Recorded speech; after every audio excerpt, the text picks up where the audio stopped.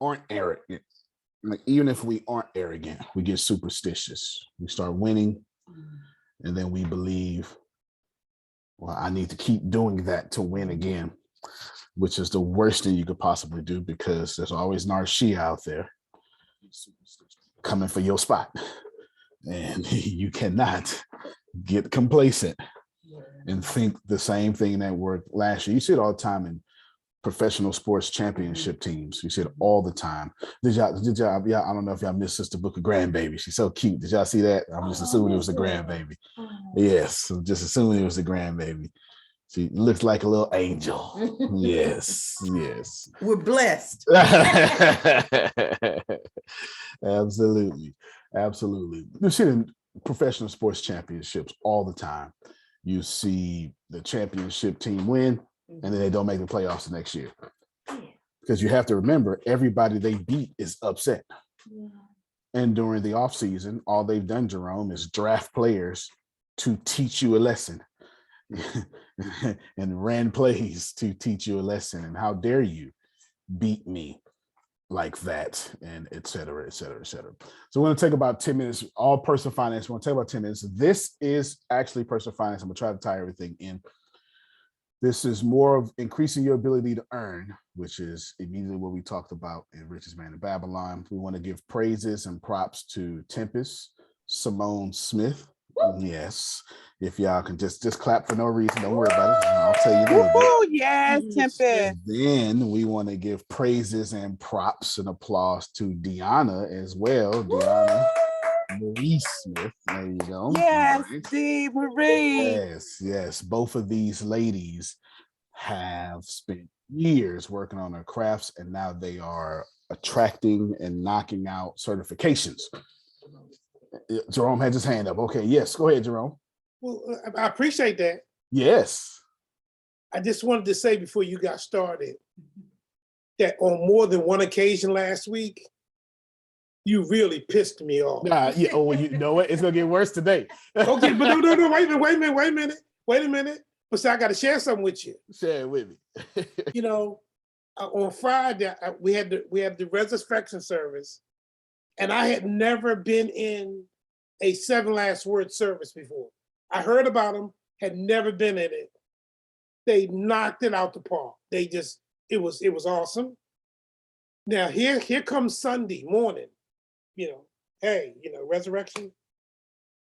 One of my brothers I hadn't seen in over a month walks in and gives me an envelope. Come on, Jerome. Watch it. And all was in that envelope was a check for $250. And guess who I thought about? Come on. You. Come on. Because you were talking about how we attract. Uh-huh. You see what I'm saying? Uh-huh. And I was like, and then I went, I say, no, he didn't. For no reason. He said, I got something for you. And I went, okay, stuck it in my pocket. Opened it up last night. I went, that damn Antonio T. Works every time, Jerome. I was messing with Deanna last night. I said, so what you're telling me is, when you listen to me, you blessed. And when you don't listen to me, you're not blessed. And I came in here this morning. I said, Grace, let me ask you a question. I did it the same way. No, it's true. It's a law. It is no more accurate to say, if you put your hand in fire, you're going to burn, than if you give, you will attract. There is no difference in the law. The universe doesn't understand the difference. Tempest and Deanna both have achieved high-ranking certifications in their fields. If we can, please unmute our mics, clap for these lovely ladies. Yes. Awesome job, ladies. Yes. Congratulations. Yes. Absolutely. Tempest is obviously in a meeting right now, so I'm sure she would join us if she can for sure. But she has gotten her 3 in 3.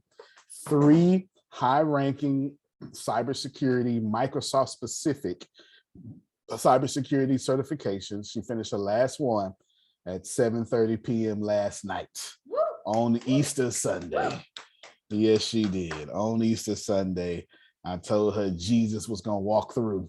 your certifications. And she getting certified on Easter.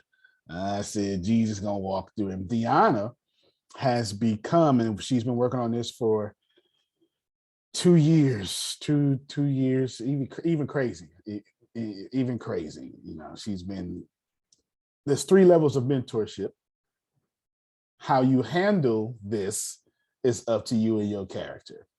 The first level of mentorship is Phil knows everything. Oh my God. Whatever he says, I'm going to do. The second level of mentorship is, oh my God, Phil knows everything. I'm working it. I am almost becoming as smart as Phil. The third level of mentorship is, he can't teach me no more. It is time for me to go out on my own. Now, go out on your own depends. That means you can go out on your own and take a department in the humor consultants, or come back and wind up working with students, often work with the teachers. It happens, not as often as you would like, but it does happen. Or you go out and you have bad attitude about it. Or you go out and then you're 2 companies in good partnership and you always become great friends and great working relationships. Either of these 3 in infinite possibilities, but how you leave always determines, or is always predicated and propelled by your level of character at the time. Always. And Deanna for 2.5 years was like, I'm leaving. I got to get out of here. I got to get out of here. And just depending on how I character, that's how she left. But she's here. And I can't even pronounce what she is now. So you have to help us. It has a slash in there, son. Would you please tell the world what you are, please, as of right now? Yes, sir. I am a community/practicing herbalist.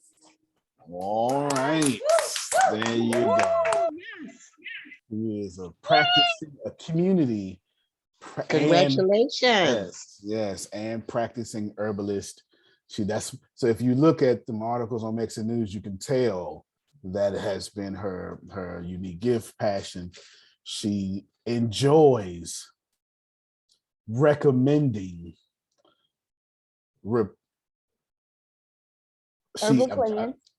herbal plans. There you go. She enjoys, you gotta watch your words, recommending herbal plans for the bottles of pills she sees. Oh, you're taking this for that? There's a herb for that. And of course, if nobody else is excited, I know Susan is. You hear me? I am too. Goodness, I like that. Yes, that's Susan language. You understand? It makes total sense, though. This universe is vibrating in harmony with imperfection. And if you simply digest perfection, whether it be in your mouth, your spirit, your mind, your eye gate, whatever that may be, then your chakras will eventually start clearing themselves. Your body will heal itself, regenerate itself. It's a great way to say that. Yeah. And God will be good again. At least your body will recognize the goodness of God. There you go. Because I'm not sure if God stops being good, but your body starts failing. So there you go. So congratulations to these 2 ladies. One more time, please, if you don't mind. Yes. You will see a lot of that. You will see a lot of that in Assembly of Wanderers, a lot of it, both sides. And I believe, I know Deanna has something coming very soon. I know Adrian and who was it? It was Adrian and somebody. Adrian and Frida. I know Adrian and Frida are already enrolled in the thing that Deanna is doing. Cool. Yes. So let Adrian know if you talk to her, Grace. Let her know she's already enrolled into it. She's here. Where's she? I don't see her name. Oh, there it is. I'm looking for Adrian. I misunderstood. I got it. All right, I'm looking for letter A. There you go. Well, see that's how you talk behind somebody's back. You bless them. Yeah, good. Well, today is called Savers or Losers. Why savers or losers? And none of this. What did Jerome say? I'm going to piss you off. And I intend for this class to go over, this personal finances to go over.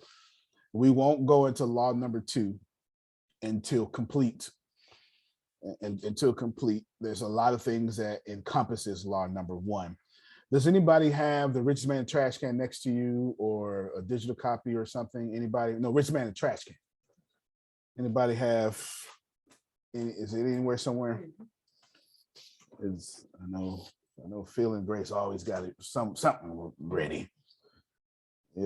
Okay, thank you so much. Yeah, I mean Grace has it, and then Phil just picked it up. Phil, if you could do me a favor, if you open it up, I'm not sure if your version has page numbers, because I know you would have been the first person to get it, so you probably don't have page numbers. But after, in the beginning where it says chapter 1, right here, that TLDR, could you just read that one little sentence? It's like right here, TLDR at the very beginning, chapter 1. TLDR is internet language for too long, didn't read. Go ahead. Money is at an all-time high, and if you don't pay your bills the way you wish, you don't understand the rules of money and wealth. Thank you so much. That's the heart of the next couple of days.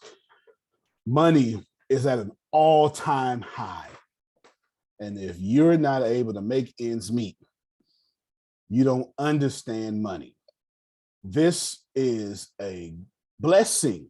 It sounds bad, Prophet Jerry, but the truth is, I could have said money is at an all-time high. And if you don't know how to pay your bills on time, you're stupid. But that's not what the law says.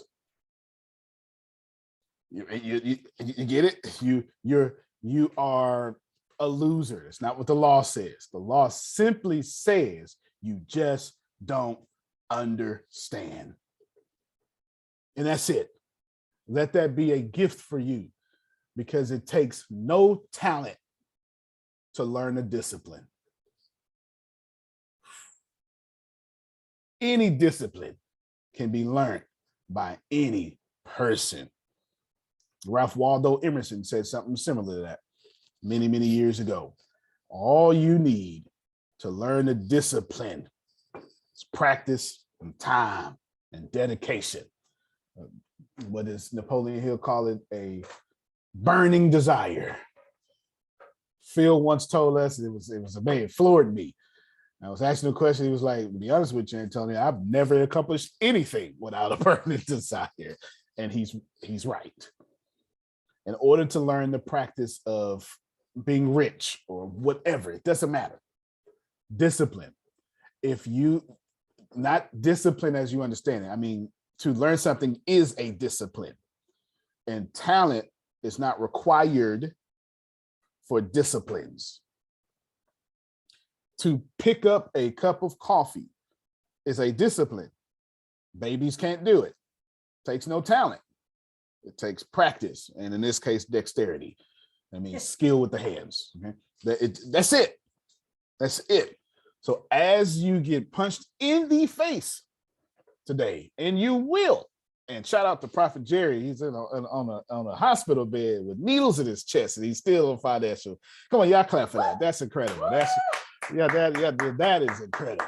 That is incredible. You know, that's amazing. I don't know I know healthy folk who won't show up for themselves. Y'all ain't, that's all right. I'm not even trying to bother y'all too much. I'm just saying. You about to start preaching as what Grace say. Won't even show up for themselves, Susan. And here he is. What is it? Broken, but blessed. Y'all don't want to fool me. That's all right. There's another way to say that. Tasha Cobbs calls it. Tasha Cobbs calls it gracefully broken. Broken and blessed. Broken and blessed. You show right, not but. And that's it. She calls it gracefully broken. Got a whole song about it. Anyway, I'm not. Anyway, let me get y'all. First thing, oh, Monica. I knew I had Monica. Monica, Mike, let me know when you can hear me. She's down here, by the way, y'all. I'm here. Outstanding. Tempest has a great idea. Let's get together immediately. It's time to buy that gym. Whoop, whoop, whoop, whoop, whoop. Yes. Okay.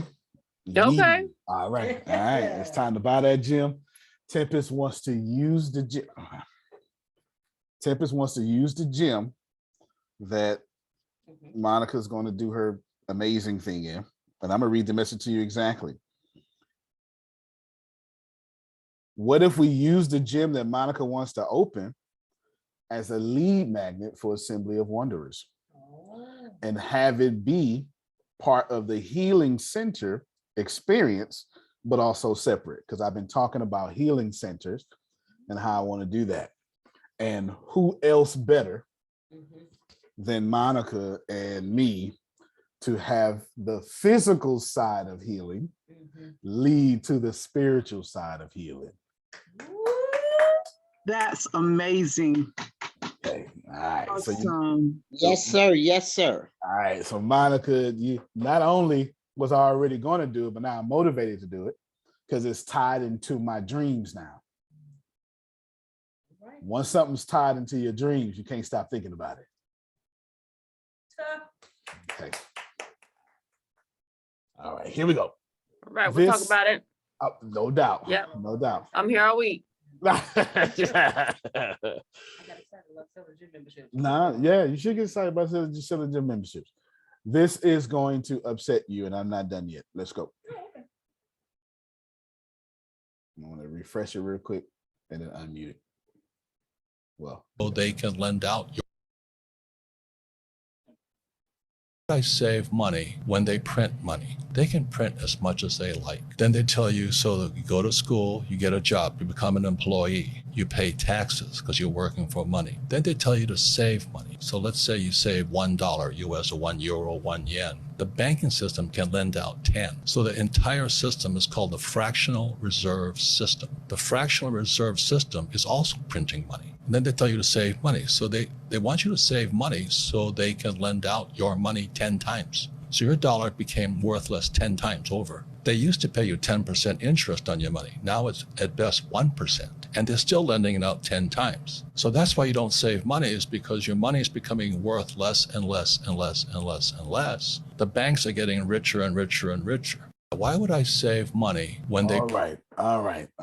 Okay. I talked about this last week. I don't know if y'all remember. Okay, you and Jerome pissed off right now. Good. I talked about this. I said they borrow your money. They use it 9 times. They get $1 billion. They can turn it into 9 billion. And I think I really want to say it's 90 billion, but I'm gonna have to double check that. I've got it written down. Yeah. You can't save your way to wealth. And the reason why this is so tough to receive and accept, because if you're Jerome, if you're Susan, if you're Anthony, if you're Sister Booker, if you're Frida, if you Phil and Sugar, that don't sound right. Because you used to be able to save yourself to wealth or some resemblance of it. And for me to, and Sandra, and for me to say, you can't save money no more. If you 55 and over, I sound like an idiot. But I'm a chameleon. I'm listening for right now, brother. I'm gonna go with the flow. Yeah, you should. And here's the deal. Me saying this in 1945, I still would have been right, but I would have been right too early, and people don't pay attention then. You know what I'm saying? It's like saying when Obama said during his couple last offices during the Ebola, he said, I set up this thing because the next pandemic is going to come. It's too early. It's too right, too early. You get what I'm saying? It was too right, too early. Wow. It fell on deaf ears. Yeah. You know what I'm saying? It fell. When Ray Dalio was saying in 2004, there's going to be a great recession, terrible than you've ever seen before. He was 4 years too early. Then he did it again and earlier than that, too early. When you're too right, too early, no one pays attention. but I'm too late to be telling you this at this point. I'm too late. I want to have him. I searched for a keynote of his, breaking this down. It's 4 minutes and 14 seconds. And what I'm going to do, let me tell you what I'm going to do. I'm going to tie in why saving money orchestrates, nearly governmentally ordains you into being a loser. And I'm going to put it back into the How the Economy Works video by Ray Dalio. And so, Antonio, Yes, sir. can you say saving money for wealth? Could you just say that? You know, because No. it makes me feel better. Okay, if I'm saving I money know, for wealth, Antonio, I'm I'm an feeling idiot. some Okay, kind of way. You I'm should. feeling say that, I'm okay? feeling All I right. lost some money by saving some of it. Yeah. I'm upset. Yeah, you should. There is no acceptable, there's only one acceptable circumstance to save money today. Well, I guess two. If you don't know what to do with it, save it, please. Save it. Save it. But barring that aside, the only acceptable reason to save money today is when the investment you're about to make, the prices are too high. It's the only acceptable reason. Because you shouldn't invest when you know it's about to come down. If it's too high, it's about to crash. That's the natural ebb and flow of currency in a capitalistic society, which you've been learning. The only reason that any of you should save money is you finna go buy real estate property, and it's $60,000 overvalued. So you're gonna save it. Amen. That's You right. look at the comps in the area and it don't cover what somebody asking for something. That's right. Then you don't give it to them. That's right. And you save it until they come down or you find something that is down. Go ahead, Susan. Well, I was going to say, isn't everything inflated now? I mean, yeah, I don't know what to do about saving or investing right now. Fair enough. That is good. Let's address that right now. I want to talk to you about that at some point. No, I'm going to talk about it right now because that's good. That is absolutely good. Let me repeat for people who she asked a real question from someone living in real life. This is a real question. She's saying, damned if I do, damned if I don't. Everything's inflated. Everything is inflated. So what do I do? When you have to pick two evils, always pick the worst one. Let me help you out. When you have to pick two evils, always pick the worst one, because it's going to wake you up and shock you and stop you from being dependent on whatever illusion you were under. Let's think about it real quick. We are blessed as a nation. This is not left or right. Do y'all understand? But we are blessed as a nation of America to have had Trump and not Hillary. And let me be very clear. I voted for Hillary. Let me be very clear with you. Because is there a difference between Trump and Hillary? Probably not. But one of them didn't put no candy on the medicine and it woke y'all up. You see what I'm saying? It's the same government, but you needed this super bad poison to go, oh crap, I need to do something. Yeah. So whenever you have to choose two evils, choose the worst. And the worst evil is always investing. Now, I'm using this as a metaphor because we want to save because we can see it, we can hold it, there's no risk. Yes. You see, I'm not talking about facts, I'm talking about feelings.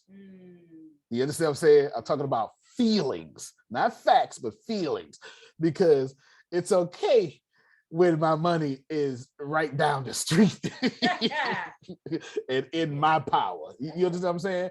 Ooh, y'all lost that money in the stock market. Mine in my savings account. Mine under my mattress. Mine this here. So the worst evil is not saving when it comes to feelings. The worst evil is letting it completely go and having no control over what happens but your education and how you de-risk your investment. Remind me to talk about that. It's the most important thing. De-risk investments. It's the most important thing. I learned it from a Wall Street banker. So when you're asking what Susan said, which is a real question. Damn if I do, damn if I don't. I don't know. Everything's inflated, but it's better for you to be inflation risk averted in investments versus inflation risk averted in your savings, because your savings ain't doing nothing. At least you have enough movement in your money to counteract inflation. So let me when you have to choose two evils, always choose the worst one. Always.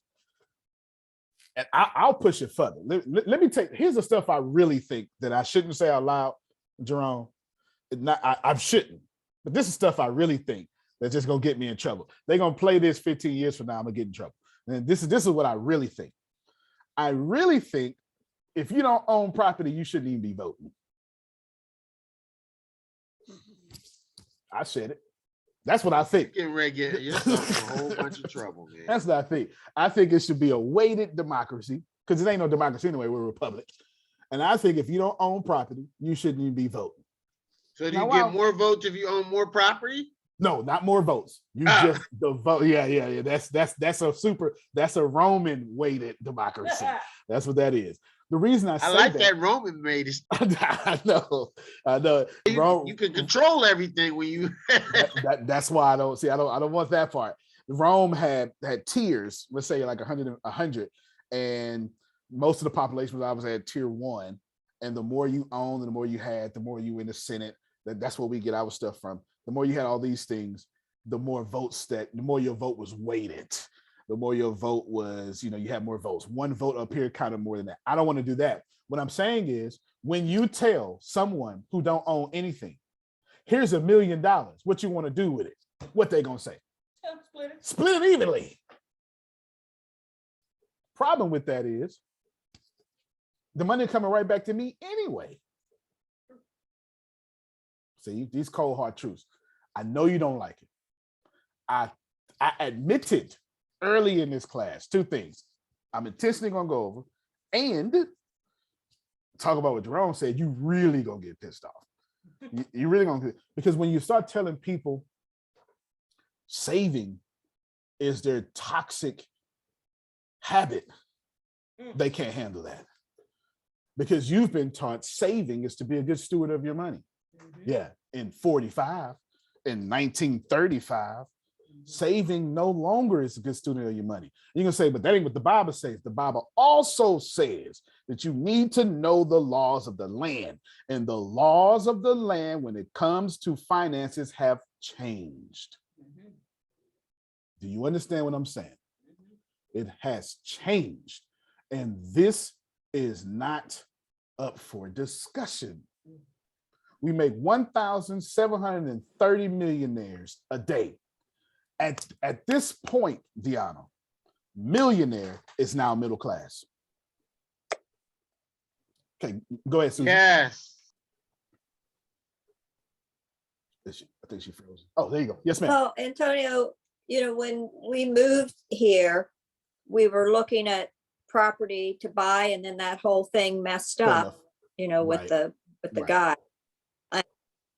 Now the house, so we didn't buy. Right. So now they've gone up $100,000. That's exactly what happens. They're $100,000 more. Yep. So, I don't know, what to do as far as, what to do. I completely get you. What I would do is I would trust in 3 years it's going to be up 100,000 more again. Yeah. That's like here's the deal. Now, of course, if you're like Margie, who owned everything and now wisely downsized and says, I'm good. I'm going to maintain my lifestyle. That's not owning. That's you adjusting for your age and properly doing your finances. You understand? And that's what we were trying to do. I do that right now. Kind of like just, blowing through the money, and I want to do something. Right. No doubt. So what I'll do is I will work in immediately I might even invite a friend or two on good investment opportunities. Good investment opportunities. And it should always, well, I was going to say always. I would say, though, at your age, it should always be a hard income producing asset. Always. Yes, that's what. Yes, ma'am. Yeah. Always. Absolutely. And all the other people that you mentioned on this call that are in that area. Absolutely. Absolutely. If you are past the age of extreme risk, hard income producing assets, you shouldn't be thinking about anything else. And it ain't that many, like as far as genres out there. There's plenty of them, but it ain't that many genres you can think about. You understand? Minerals, real estate. It ain't that many hard income producing assets. Go ahead, Prophet Jerry. Thank you, Susan, because you just enhanced the whole class. Good morning, Bishop. How you doing? Morning. I'm well, sir. How about yourself? I'm hanging in there. Question. Okay. We were talking last week about the 10, 10, 10 and 70, something like that we were talking about. And with that, I'm trying to save for a house, put my queen in a house, right? But right now, finances is there, but not there. You know the situation. Understood. Is there, not there. So right now I'm paying like $800 in rent. And I signed up for what do you call it? Section 8 or Housing Authority or whatever that is. Fair enough. Now, when let's say my rent is like 4 instead of 8. So what would you do with that 4?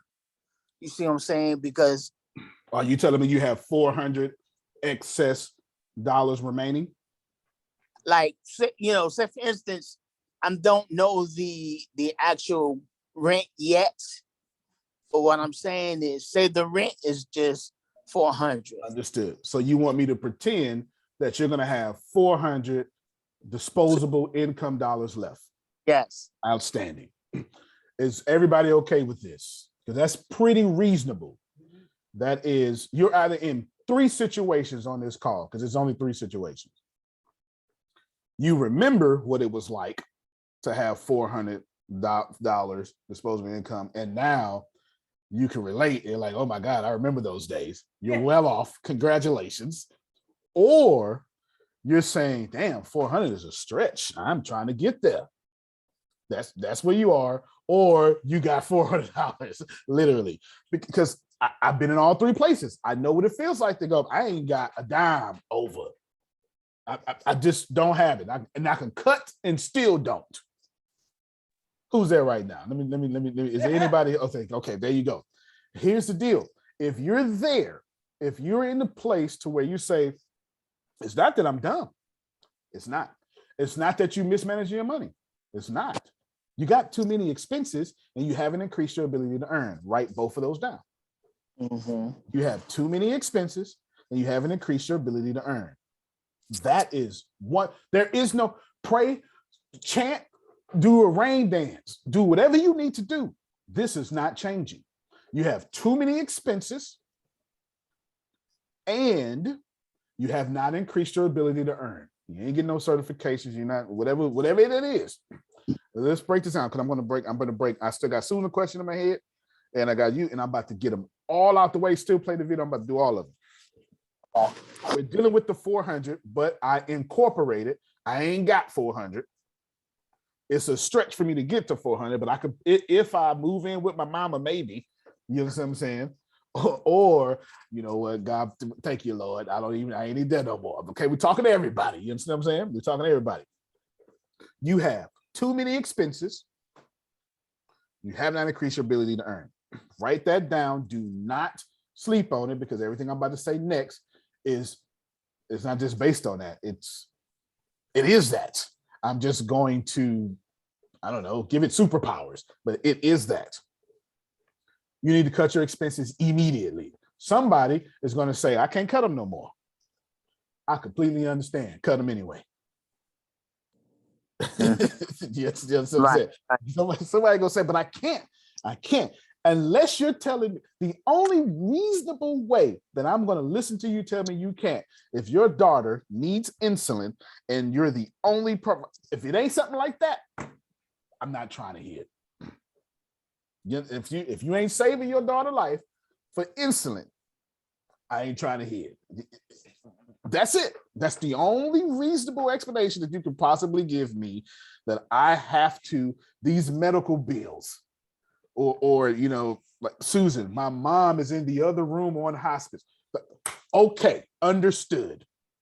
If it ain't that, you be quiet and you go cut anyway. You understand what I'm saying? That's it. This is important because some of y'all need to move yourself back home. See, hold on real quick. I gotta, because everybody got a problem with this, but my black folk got a super problem with this. You understand? We got a super problem with this because we're the only culture in the world that has a culture but no community. Wow. Every other culture has a community but Black people. That's it. So to tell Black people time for you to go back with your community and save you, I just offended you. So let me tell you, some of y'all need to get rid of that car note. Some of you, your credit is already a 400. You need to go home. And if you can't go home, guess what? Got some roommates. All right. See, this is always the hardest part right here, Phil. It's always the hardest part. When you tell people to give up some of that privacy, you understand? It's, do you want to win or act like you winning? If you give up I gave up my 20s and my 30s to be where I am today. Period, point blank. I am living my best life after 40 because I gave up my 20s and my 30s, and I gave them up, and it wasn't fair. And I didn't get to do what my friends did. And I didn't even get to use my passport in my 20s, and I had it, Archie. I didn't. I still ain't had a vacation. But I'm sure planning a whole bunch of them now, Jerome. You understand what I'm saying? That's it. So please kill your expenses, because some of y'all ain't never gonna get to 200 or 400 if you don't move back in. And it's not your fault. It's the system has designed you. Remember, I did the money thing. I said you really got negative 1.8. So you're already in the hole. Your dollar is actually negative $1.80. So it's time for you to go back home and save that 80 cents. Now, yes, sir. No, go ahead. Now, Bishop, go ahead. Because like when I was before I met Queen, I was in like a senior citizen building, and it was like $100, $200. So, but let's say with that 400, do I? Hold on, real quick. Hold on. Let me just ask you one question. I'm so sorry. Can you have a wife in that senior living facility? I don't think you could have up in West Virginia, you couldn't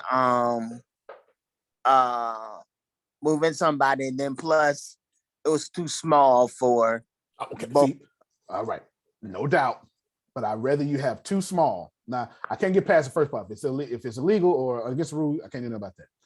But man, remember when we was younger, too small was real big, wasn't it? Yeah. I'm gonna need y'all to go back to that. I'm gonna need you to go back to, this room is mine and I love it. I'm in college and this is my roommate. This is my half of the room and it's big. This bunk bed is a fortress. I need y'all to go back to that mindset. You understand what I'm saying? Okay, keep going for me. Keep going. I just wanted to see. Keep going. So for ministry reasons,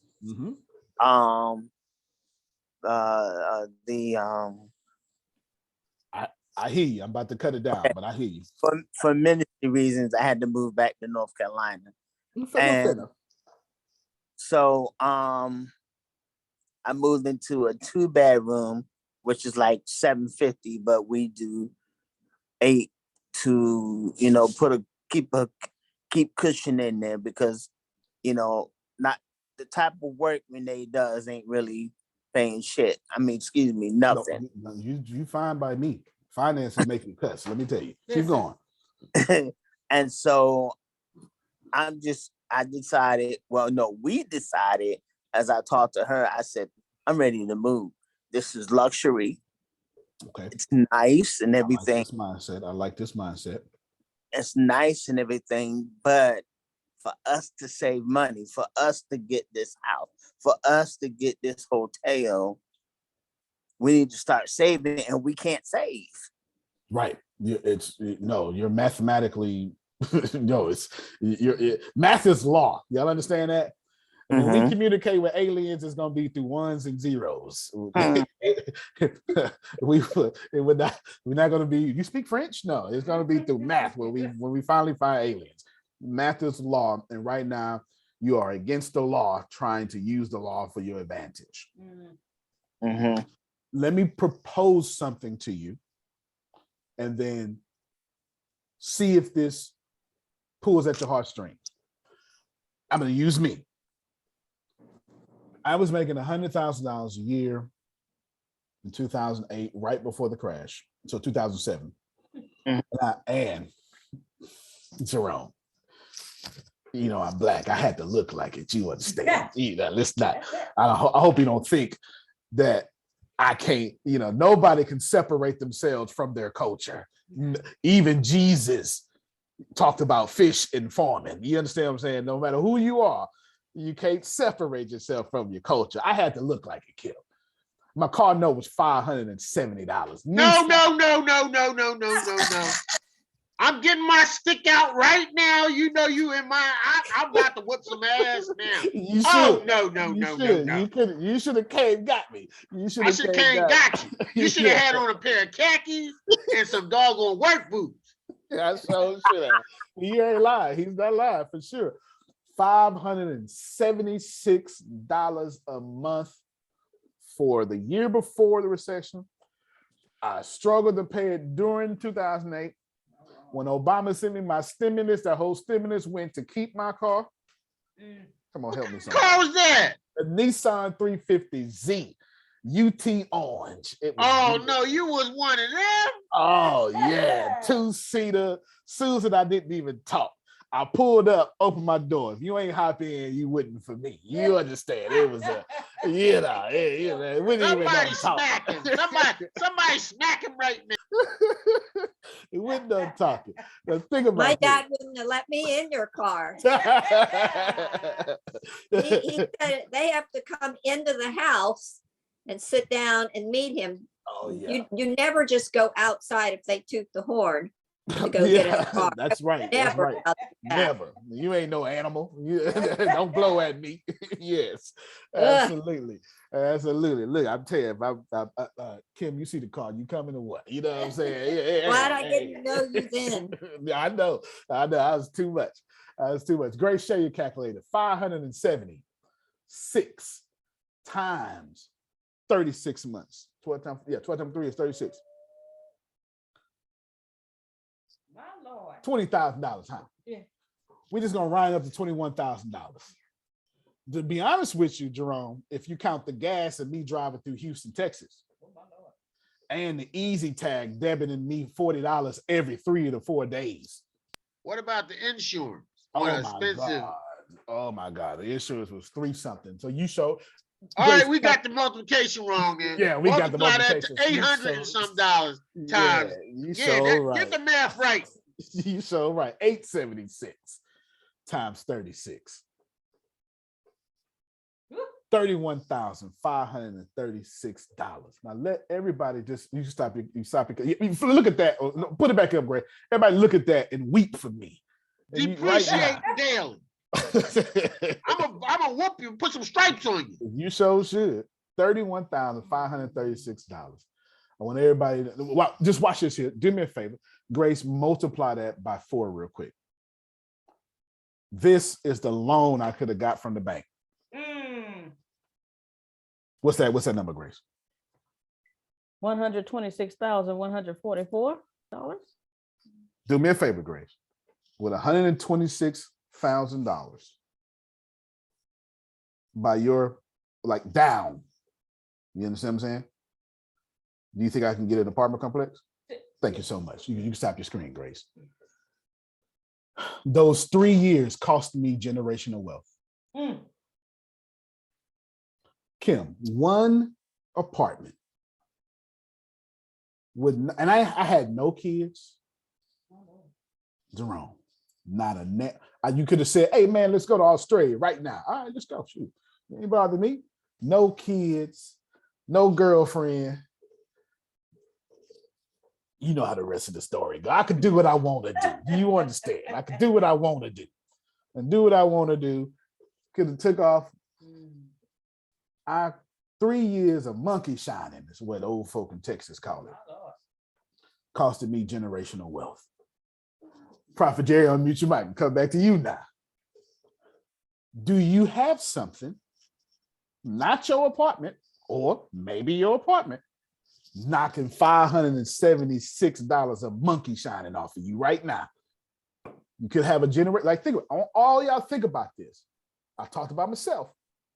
If y'all could save $576 a month and just deny yourself for 3 years, you can have an apartment complex and have generational wealth and have 30 to 75 people working hard for you every month while you sit there on your butt. Wow. That's yes. Jerome, if I ain't said nothing else in 2022, that was it. Renee said, repeat that again. $576 over 3 years, leveraging that 25% down on a loan, costed me an apartment complex. Just the cash itself costed me a fourplex. $31,000 in Texas is a 6 or a 7. 6 or a 7 or an 8plex. 31,000 is an 8plex? Yes, sir. Yes, sir. Absolutely. Money cometh enterprises is on its on the way. I'm just trying to get you to see something, man. I'm trying to get you to see. I want you to find it. This is everybody who says I can't save. That's a 0. It's really hard to, or thank God I ain't doing that no more. $576 on a car I ain't got. Ask me what happened to it, Jerome. What happened to it? I turned it back in with a full tank, cleaned and shined, voluntary repossession. Voluntary.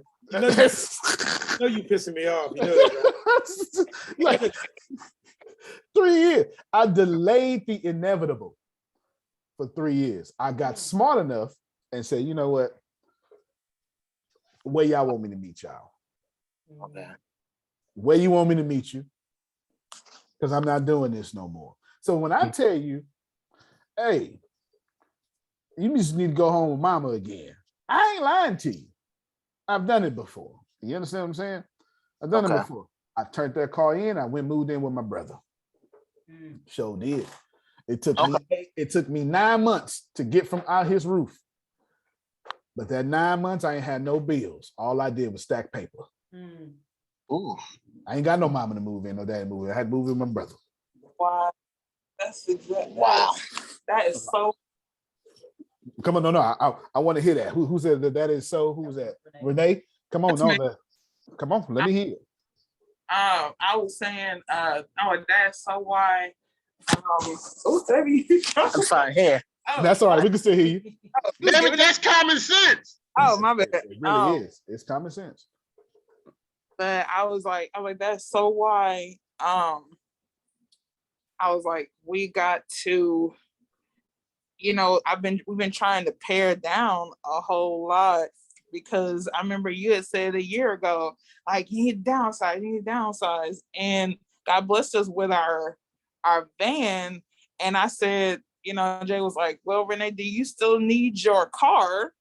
You know what I'm saying? I used to call it Big Blue. So I said, you know what? This car is paid for. I really don't need this. So I gave it back. I gave it back to him and I said, okay.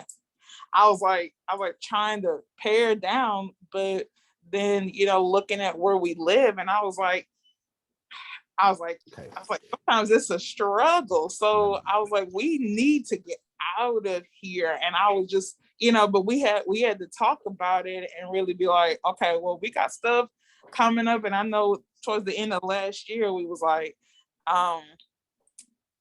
our lease is going to be up in the summer. I was like, we need to start looking now so we can be ready for, we can put in the application and do it beforehand so we can get on the waiting list. We did. That's right. We did at the end of last year, and we already got called about, putting an application and I'm saying the next steps. And I was like, cool. But I was like, that's kind of a little bit of a noose a little bit. So I was like, man, we get that and they're able to save up some more. I was like, I'm gonna tell you 3 things real quick. She hit me up last month, say my lease is up in 3 months. Where should I go? I said, we'll figure it out, because where she at is kind of uppity. You understand what I'm saying? It's uppity. It's number 1. Number 2. Antonio. Yes, sir. I like to ask the question. Yeah. Couldn't you take like the $400, research, and find a place that's on a finite timeline for a rent to own, and like get the money, take that there, and at that finite time, they have to sell you the property. Now you own the house, and you done saved your money, and you're building into it. Then after you start that going good, you can take some of the money equity out of that and buy you a 4-plex. I mean, that's just the way That's my brain works. it's 100% correct. And it's easier to do it now than it was for me in 2008, because right now all y'all can do is go Google for sale by owner and your zip code right now. You couldn't do that in 2008. Well, if I could, my phone wouldn't do it because I ain't had no laptop. I had a cricket phone. Kim tried to holler at me. She looked at my phone. She said, "Oh no, baby. Oh no, baby. You need prayer." I had one of them phones that looked like, "Ooh, you got one of them?" Yeah. Your bill $25 a month. You can't, exactly. Yes. So I want to tell you, for sale by owner, put in your zip code. Right now, I've been paying more for my light bill. My light bill was up in December. I've paid more for my light bill in the last 4 months because they got me on month to month. Well, not month to month, whatever it's called, whatever they call it. It's no contract. And I'm being irresponsible, but I refuse to get back into another 3-year. Some of y'all ain't in deregulated areas, but I refuse to have my light bill be a bill again. And I just been researching. You understand? And I'd rather pay an extra $200 over this 4-6 month period than $200 over every 3 months for 3 years. I'm not doing it no more. You know what I'm saying? That's the second thing I want to tell you. The third thing I want to tell you is if you got $400 a month, I need you to just go straight 3 years of eating crow. You hear me? That your life is gonna suck, and that is just fine. Let it be spiritually blessed. But as far as you being financially blessed and people can see it, nope, you better not. Worst thing you can ever do is when you get to $1 million, is look like you got $1 million. You better be in khakis on. Put your khakis on. Khakis on, work boots, and a paid off 87 Honda Civic. And let me tell you something. Honda Civics pass up new cars on the highway every day. They do. Them Hondas last forever. Hondas and Nissan Maximas. Yeah. Them 2 cars with Hondas and Nissan Maximas. Nissan Maxima lasts forever. Forever. I still got mine. 2004. Forever. So let me bless y'all. $576 over 3 years cost me my 30s. What I did at 27, I had to give up a whole decade to recover from looking good in a car I never should have had. And you know, if it's five, now the Nissan 350Z, y'all probably don't know it. Pull it up, Grace. Nissan 350Z, UT orange, 2-seater, wouldn't even know trunk. You know what I'm saying? Yeah, 2-seater, you know. I know the car. My friend at work had one. My tires was $475 a tire. Yeah, I'm not lying. Yeah. $475 a tire. Grace gonna put it up. You're gonna see it. You know the insurance. As soon as you see the car, Susie, you're gonna say, "Ooh, that insurance." I'm 27, driving this car. Insurance is ridiculous. You know I got bad credit because it cost me $576 a month. Clearly, you know what I'm saying? You know I got bad credit, but I gotta look good. That one decision over 3 years cost me an extra 10 years. If that ain't, if you, however old you are now, I want you to go to the next decade. You're gonna listen to me now, or you're gonna give up your 70s just to enjoy your money in your 80s. And that's disrespectful. I'm getting off this call right now. I understand. I can understand. Share the screen. That's it. That's the one, Grace. That's the one. Ooh. Same car. Oh. Yeah. Pull it up on you, girl. Get in. You go get in. You know what it is. Get in. We going somewhere. Yeah, that's it. That was my car. That was my car. That was my car right there. That was my car. I had a 6-pack. Tatted up with a 6-pack and my head on straight, Jerome. I was trouble. You hear me? I was trouble.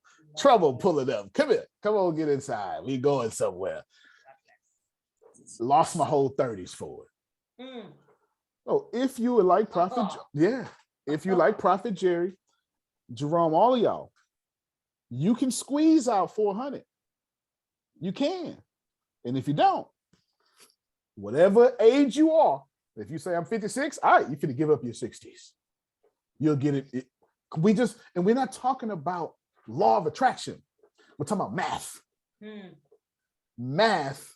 I joke with Grace all the time. Grace, what I say about math? Math don't lie. No. That and math is God. I tell her all the time. I joke with her all the time. I say math is God. You hear me? I tell her all the time. And I don't mean no offense by that when I say that. I'm just, what is God? Same today, yesterday, today, and forever. That's it. So is math. Can God lie? No, neither does math. I joke with all the time about that. That's the link right there. That's the link right there, Sandy, for that one video. You know, like math is so consistent that when the universe was created, there was math.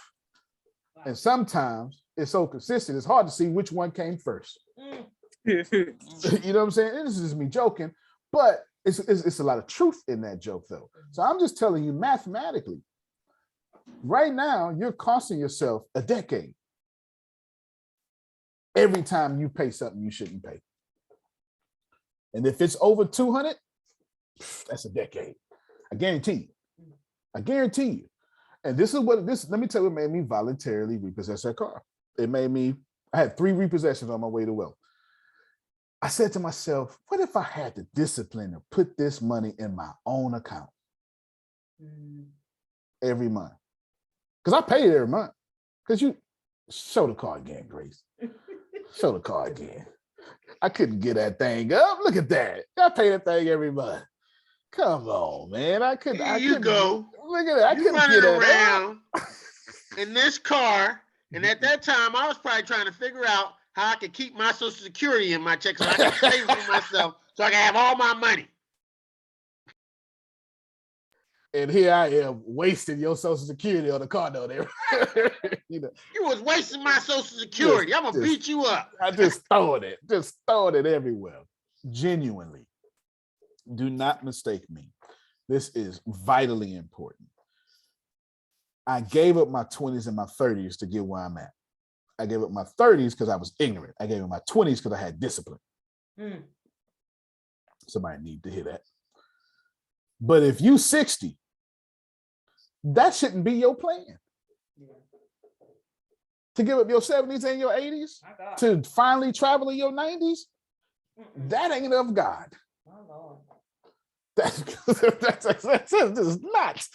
is not why God put you here to do stuff like that. Somebody asked me a stretcher. Yeah, Susan asked me, and that's Susan, Sugar asked me in private chat, what should I save my money for right now? For right now, you don't know what to do with it. Your savings account, your traditional savings account is just fine. You ain't gonna make no money. But what you're doing is you ain't losing no money.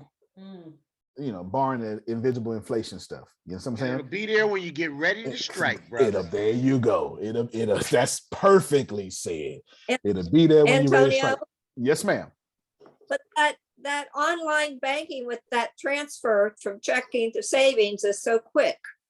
Yeah. It's so easy. Quick. It's so easy. See, it's there, but you can, you know manipulate it. You know what, Susan, you so right. So let me I want you to go to another bank that you don't get a card to, because she's right. She is so right. I had to, Susan, you're so right.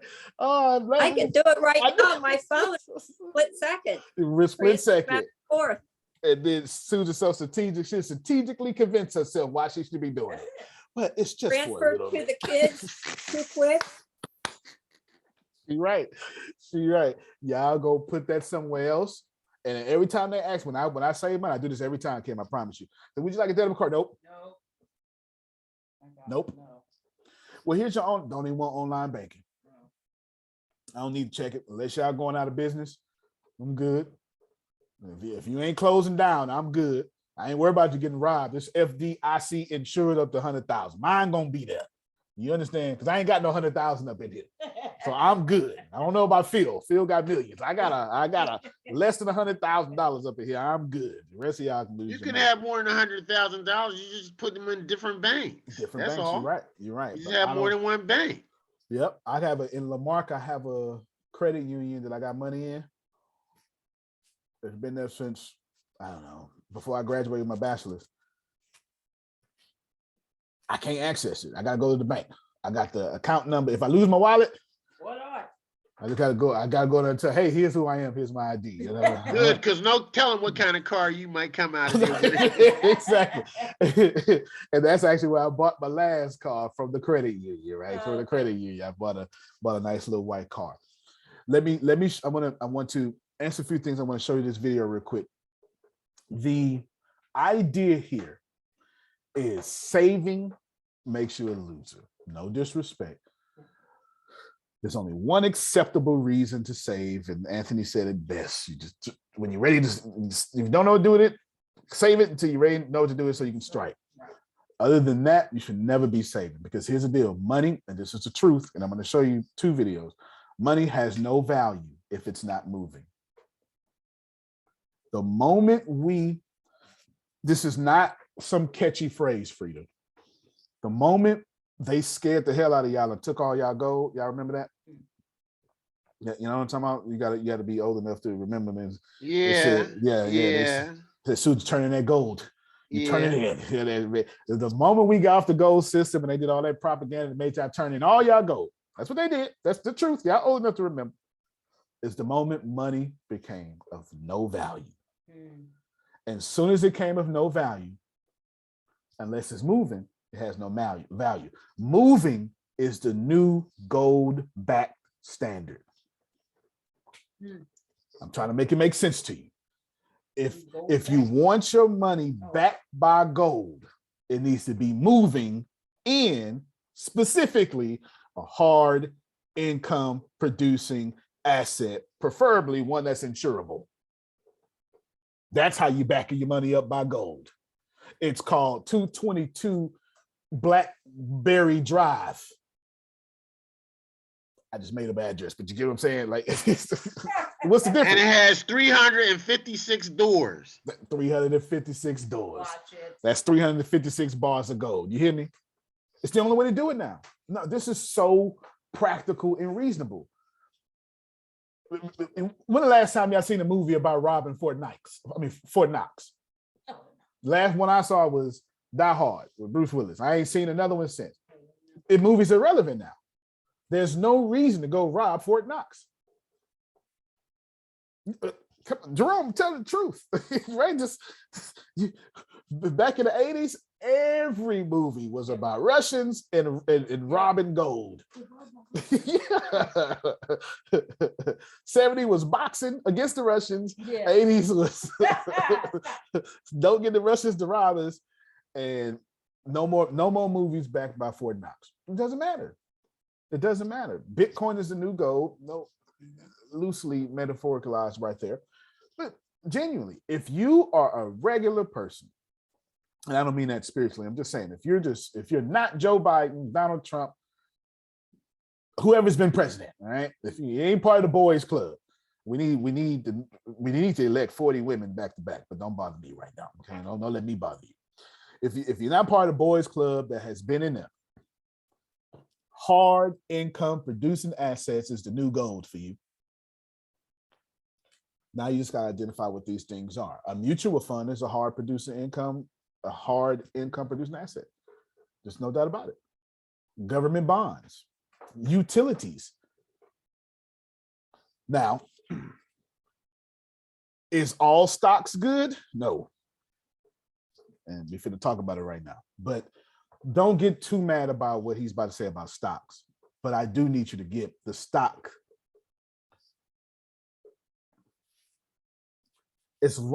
When it comes to stock market, if it's moving, congratulations. However, that movement, no different than crypto, can be volatile. If any of you are asking me, where should I put my money? I only got one answer. You put it wherever you need to put it into until you get enough to put it into real estate. Until then, don't lose it. I don't have another answer for you. I'm not right. But you're making a lot of sense. Yeah, I'm just going after $100 billion. You got to know what you're doing when you're playing the stock market, or you'll lose your shirt and your chest. Ain't no chest to put it on. Let's listen to this keynote he doing. It's fantastic. Savers are the biggest losers today. Okay, and you're taught to save money and invest in the stock market for the long term. That's crazy. It's nuts. So with that, I'm going to bring out, this is my latest book here. It's called Why the Rich Are Getting Richer, What Financial Education Is Really. And the chapter here says, chapter 6 is, why your banker does not ask you for your report card. Okay. Banker doesn't care if you're smart. Banker wants to know you got money. That's all they care about. But what the banker wants to know more than anything else is not how much you have in savings. What does a banker really want to know? How much can you borrow? You can borrow a lot of money, they love you. You can't borrow any money, they give you a credit card. So, that's true. So chapter 7 is why getting rich is a team sport. Like I said, my favorite sport in the whole world is rugby union. The greatest sport, in my opinion, the greatest sport on earth. Okay. Fat, tall, short, just show up and want to play. I love the game. So with that, I'm going to bring up one of the members of my team. I have a Rich Dad Advisor Group. These guys are my real life advisors because like most, I did horribly. I was a C student in school. You know, as much as I cheated, I only got C's. I couldn't get any higher than that. C stands for cheat. So the way I got through school was always sitting next to the A students. And I still do that in real life. So with that, I'm going to bring up probably the most important person on my team, but it should also be on your team. He's my advisor. I make millions of dollars and pay zero taxes legally. Okay? I know most people pay no taxes illegally. Or you can become a politician and steal it legally. But the reason I wanted to do it legally is I didn't want to go to jail. All right, I'm gonna stop it right there. I'll send this link to the video. When he said, I make millions and millions of dollars and don't pay taxes legally is what I really wanted y'all to hear for this case. The second thing I want you to hear, the first thing I want you to hear was him at the beginning. That's the link right there in the thing. The first thing I want you to hear was in the beginning when he was talking about they teach you to go save money into the stock market. If there has never been a truer statement, that is it. Allow me to explain, and I'm gonna do another video and then we're done. Allow me to explain just briefly. Does anybody here believe, and I know I am, when it comes to being a government, I'm a contrarian. It's the only time we are one doesn't show up in my DNA. You know, all of us are one except for the government. You know, not the people, but the government itself. You know, that's something. Don't take my influence. But is there anybody who, in your experience, the government has told you to do this always, and it worked out? And talking about to the masses, masses. No. Okay. So it's fair to say that when the government tells everybody to do something, you've never seen it work, Jerome. Okay. Yes. This is why I know free healthcare works, because the government keeps saying no. It's the truth. The government keeps saying no, and I keep saying, oh, so y'all agree. Y'all agree on that. But anyway, that's not what this is about. So why does the government tell, oh, y'all get a 401k? That is what I came here for today. Ooh-wee, Grace. Ooh-wee. Ooh. Ooh. All right. Is anybody, may I? Outstanding. Thank you so much. I appreciate you. How do I want to do this funny? Do I want to do it quickly? Let's do it funny and quickly. Here's my thesis I just explicitly, outwardly, openly presented for us. The government, 100% of the time, when it tells the masses to do something, it never works. If I was writing a paper, I would say freely to whether or what extent does the government have an agenda concerning 401ks and their likenesses? See, I can use my degrees when I want to. You understand what I'm saying? I can use them when I want to. That's what I would say. That would be my, oh, Talisha asked a question on YouTube. Thank you. That would be my thesis statement. Let me get this question. If you are with a company that is promising you 3 times or 4 times back, I only got to read the rest of the question. Take it. Take it. Back on your money. Is it a scam? Crypto, that is. No, it is not a scam. Let me pause right here. If someone is offering you unearned income, take it. Thank you. And while I'm in there, I need some stock options at the low price so I can sell them. There you go. No, you're right. Listen. You say, oh man, I don't know. Should I leave my job? I'm almost fully vested. Okay.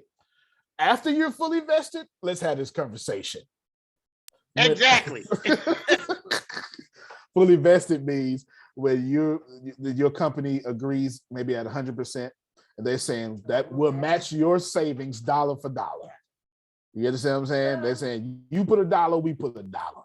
You put in 1,750, we put in 1,750. Typically, that's after 7 years they do something like that, because they don't do that with regular employees. You got to be a loyal employee, which makes sense. Whenever somebody offers you unearned income, Jerome, take it. Whenever your bank says, "Oh, Jerome, we have a deal for you. We want to extend your credit limit." Sure can. Thank you so much. Because and let me tell you something when it comes to credit. It is whenever they offer you to get more credit, take it. See, that's against your teachings. Yes. Let me tell you why.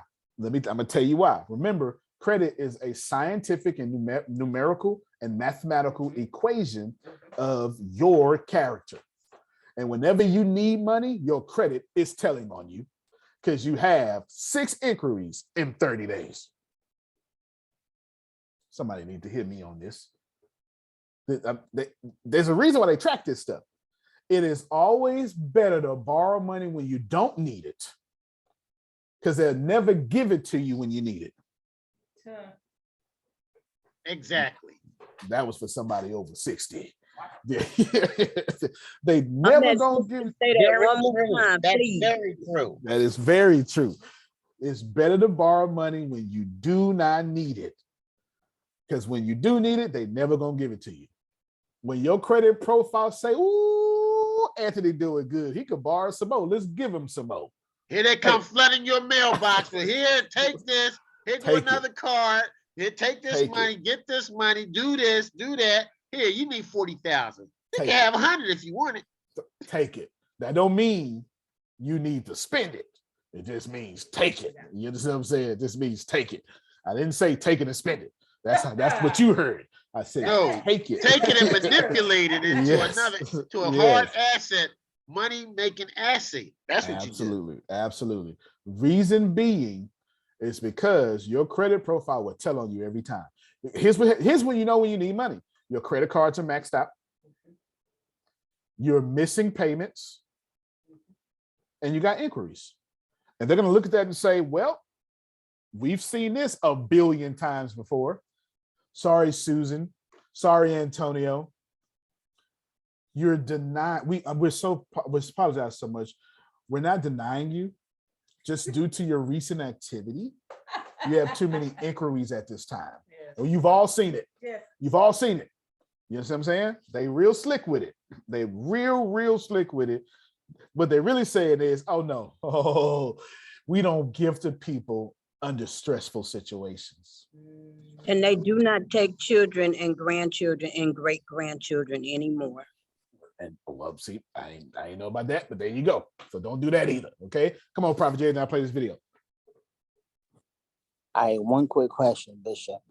When we start the ATS, the coin thing, I can't do like maybe 5,000 and 2,000 stuff right now because of my situation. You know what I'm talking about. Understood. So could I at least do 100 of that, or at least 500? What will ATS accept? Because I know I'll be putting my money in a good place. $1? $1? You be fine. You accept $1. I'm even just make sure you keep listening to me, so you can give the 25,000, 60,000, because it's not your money. Does something cost too much when you didn't pay for it, Jerome? If your customers bought it, it was quite affordable. See, here's the thing, Bishop. If I want to do 10 or at least 25,000, they're gonna fight me and say, "Well, that's not for vacation. That's not for renting. That's not for. It's for education." You know what I'm saying? Not education.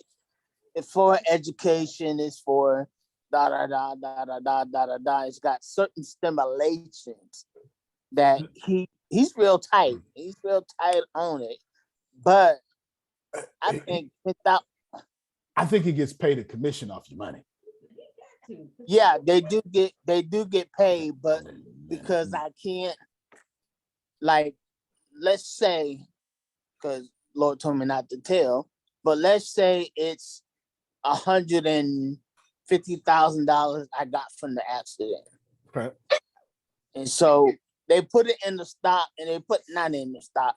They put it in a stimulation that I couldn't get no money, really no big money off of it, because Social Security probably would have took it off.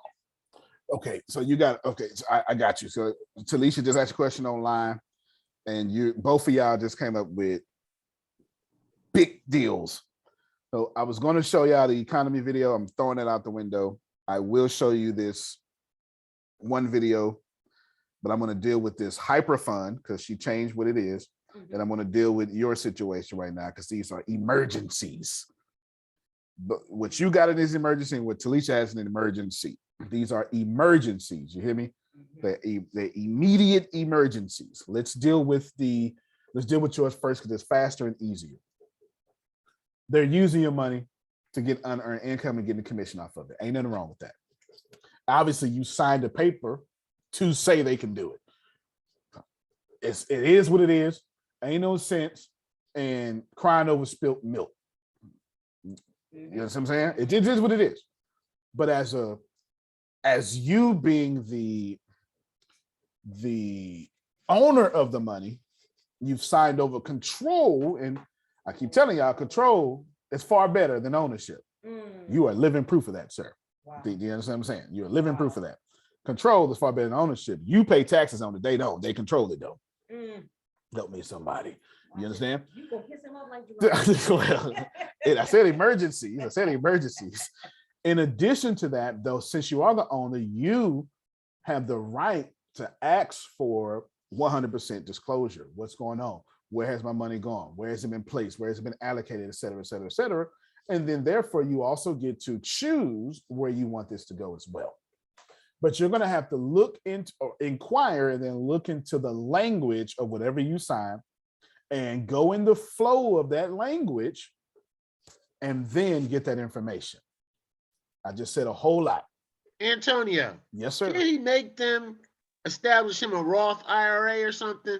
And have him directly channel that money into there.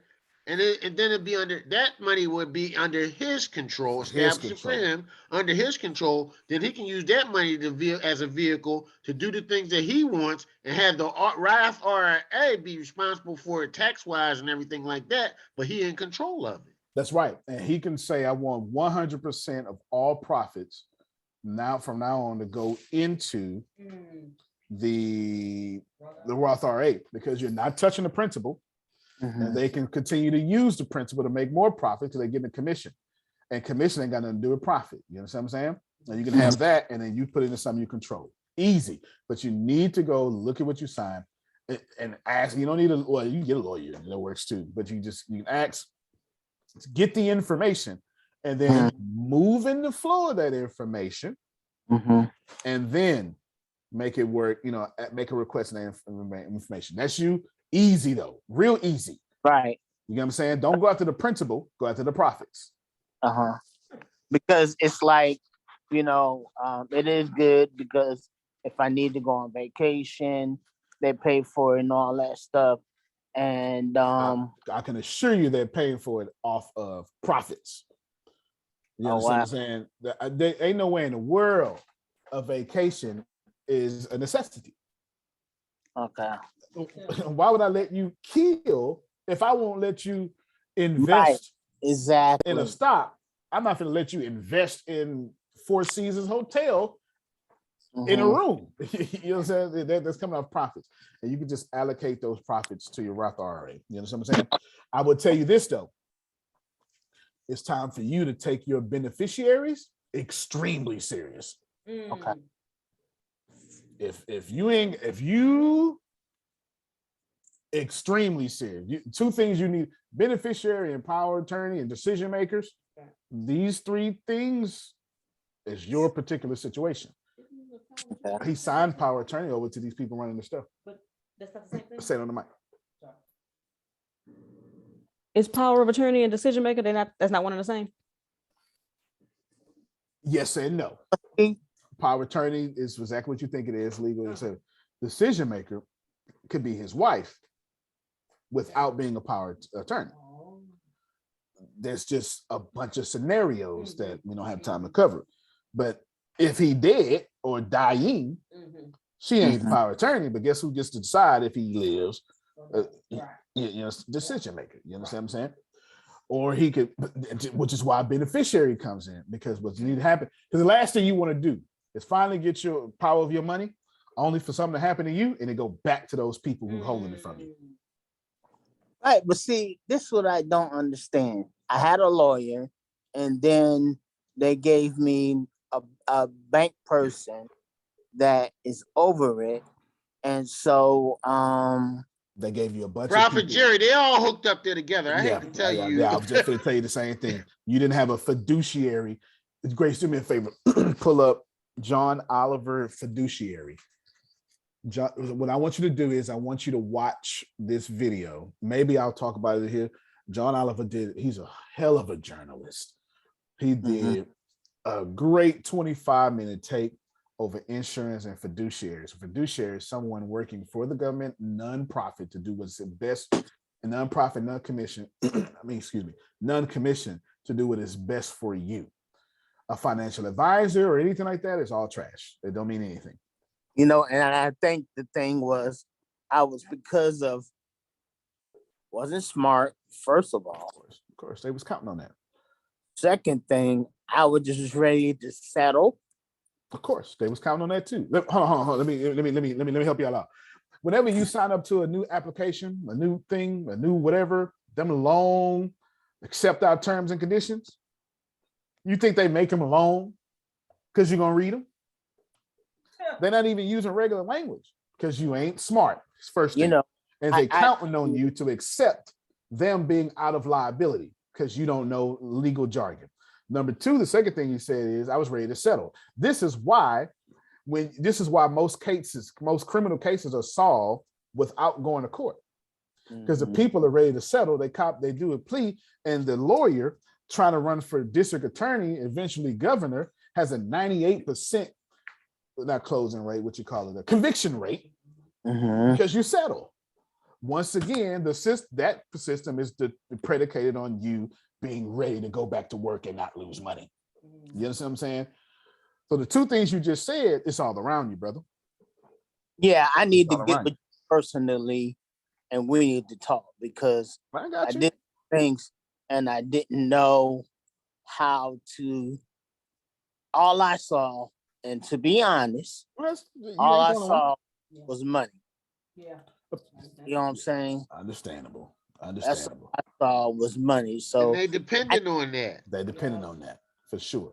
For sure, and you know, it's to the point that they said, well, this type of money.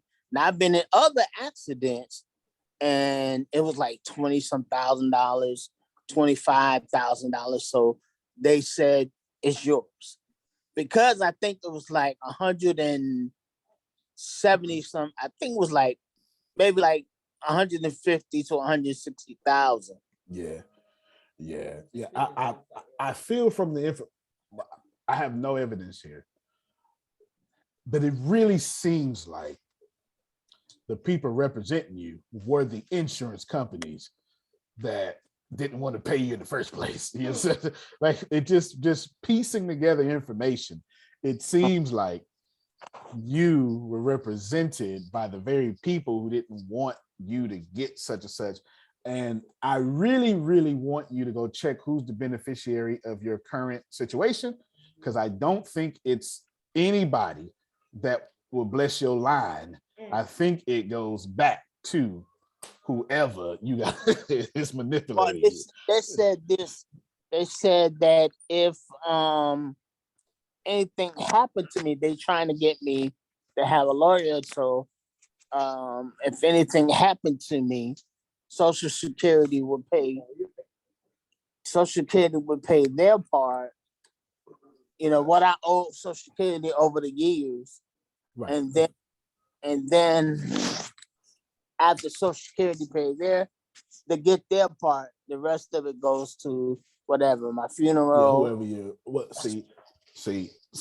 Antonio. Yeah. They got him fucked up. They do. Right away. That is. I can just listen to the way I'm listening to it. My brain run on money. They got him fucked up. No, for real.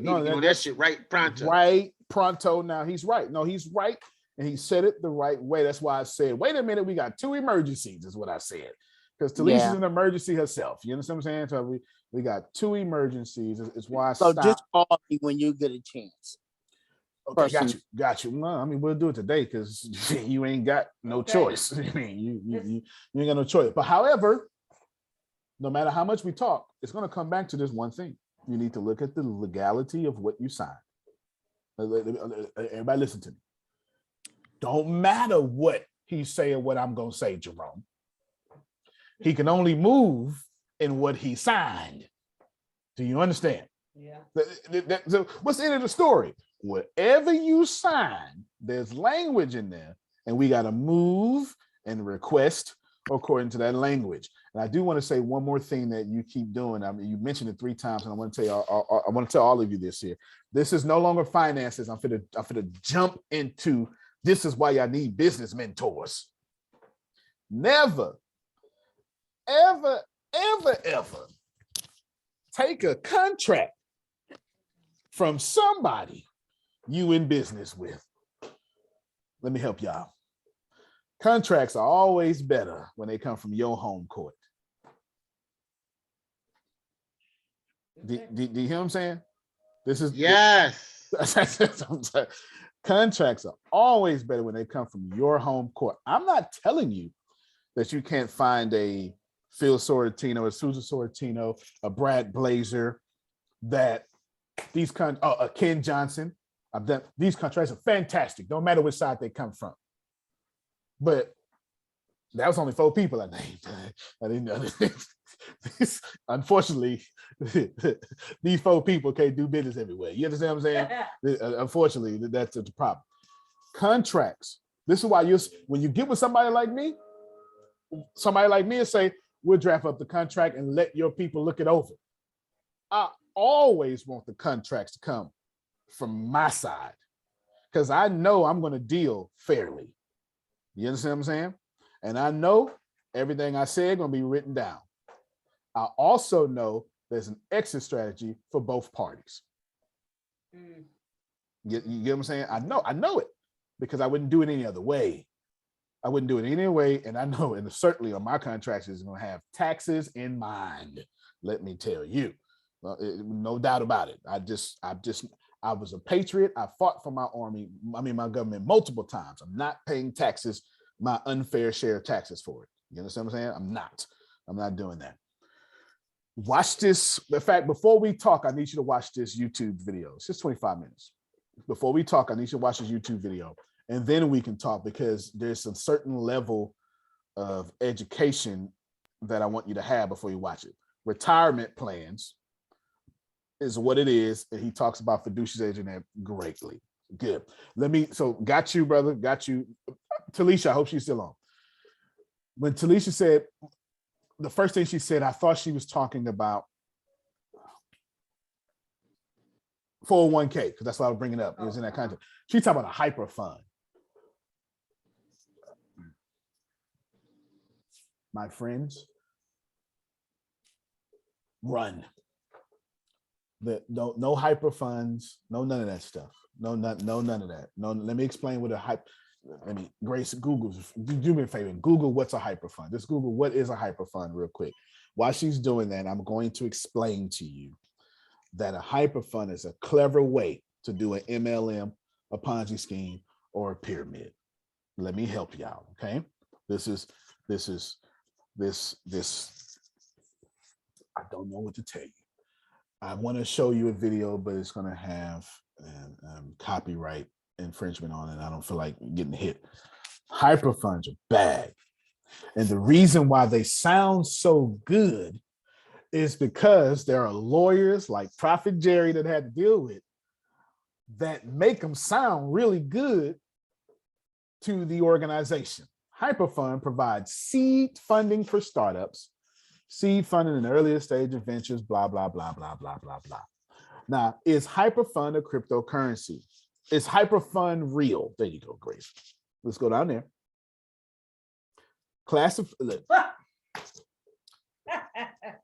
See that? They took something good. I didn't even have to finish it. I do this for a living. You get what I'm saying? I do this for a living. Hyperfund will be classified as Ponzi or MLSK, otherwise pyramid. I almost said that word for word. Let me. You can stop it, Grace. Let me help you out. Let me help you. A company. Let's take ATS. Let's take ATS. All sorts of stuff. Okay. Let's take ATS.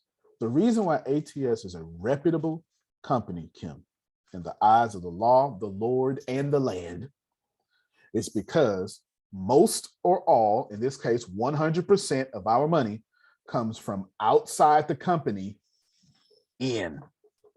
That's a reputable business. Is everybody understanding that? What I would do for you is we're going to the whiteboard. This class has become fan-freaking-tastic. My goal is to give you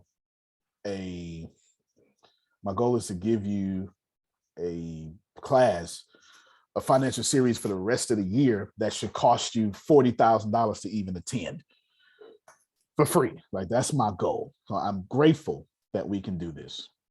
Here is Jerome and Son, okay, or Jerome and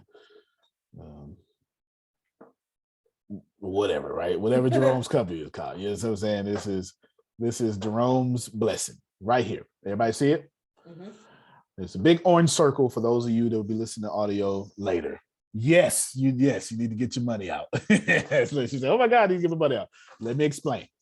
Here is a line going this way to the company. It's outside the circle. So what I did for those of you that will be listening to audio later, on the left side of the whiteboard, there's a big circle. That's Jerome's company. On the right side of the whiteboard, on the left 1/3 of the whiteboard is a big circle. On the right 2/3 of the whiteboard is an arrow going towards the circle. And I'm going to call this, you know what? We're going to call it OPM, Other People's Money, the Good Way. All right, that's what we're going to call it. So right now over this line, I got to call Other People's Money, the Good Way. So whenever Antonio say, Jerome, it don't cost too much because your customers' money, I mean it the good way. There's another way to get money into a company, and that money is different. And we're going to make this red now, not for bad, just for pay attention, is when this money comes from inside the company. This is other people's money, the bad way. So here we go. OPM, the bad way. For those of you that listen to audio only, I have 4 things on the screen right now. Big circle, left 1/3, right circle, 2/3, and right line 2/3, and it's good money. Money coming into the company, outside the company. Then there's a red line at the 180 degree line going straight up. And this red, and this is money coming from inside the company. Let me tell you what this looks like. Membership fees, auto shipping, membership signups. All right, Jerome, we're going to do this. It's going to cost you $199 to get, and we call it a welcome package. Yes. $199 for your. Let me show y'all something. Let me. Okay, everybody, pay attention.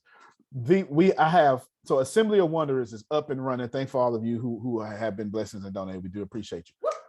No doubt about it. I want to show y'all something. Assembly of Wonders. is up, and there's a lot of programs in it. And one of them, most perfectly, is called Pathbenders. It's right here.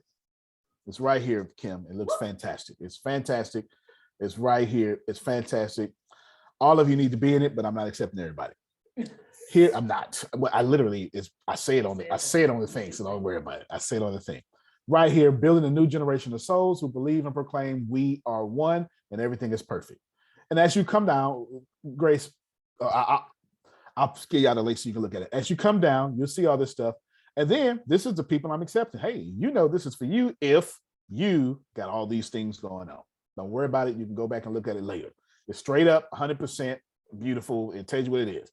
Then when you become a pathbender, blah, blah, blah. And then here is a training. And then here it is again, a guided journey to earthly ascension, destroy your comfort zones, move beyond your physical limits, blah, blah, blah, blah, blah. It costs $2,720, Kim. $2,720, Monica. Watch it. And I tell you, up front, I gotta blow it up. Hold on. Well, you can't see it, but what I'll do is I'll copy and paste it for you. I tell you straight up, there's the link. I break down the price for you, Anthony. Sure do. $2,720. And it's right here. It says for full transparency, here's the price breakdown. Grace, please read that.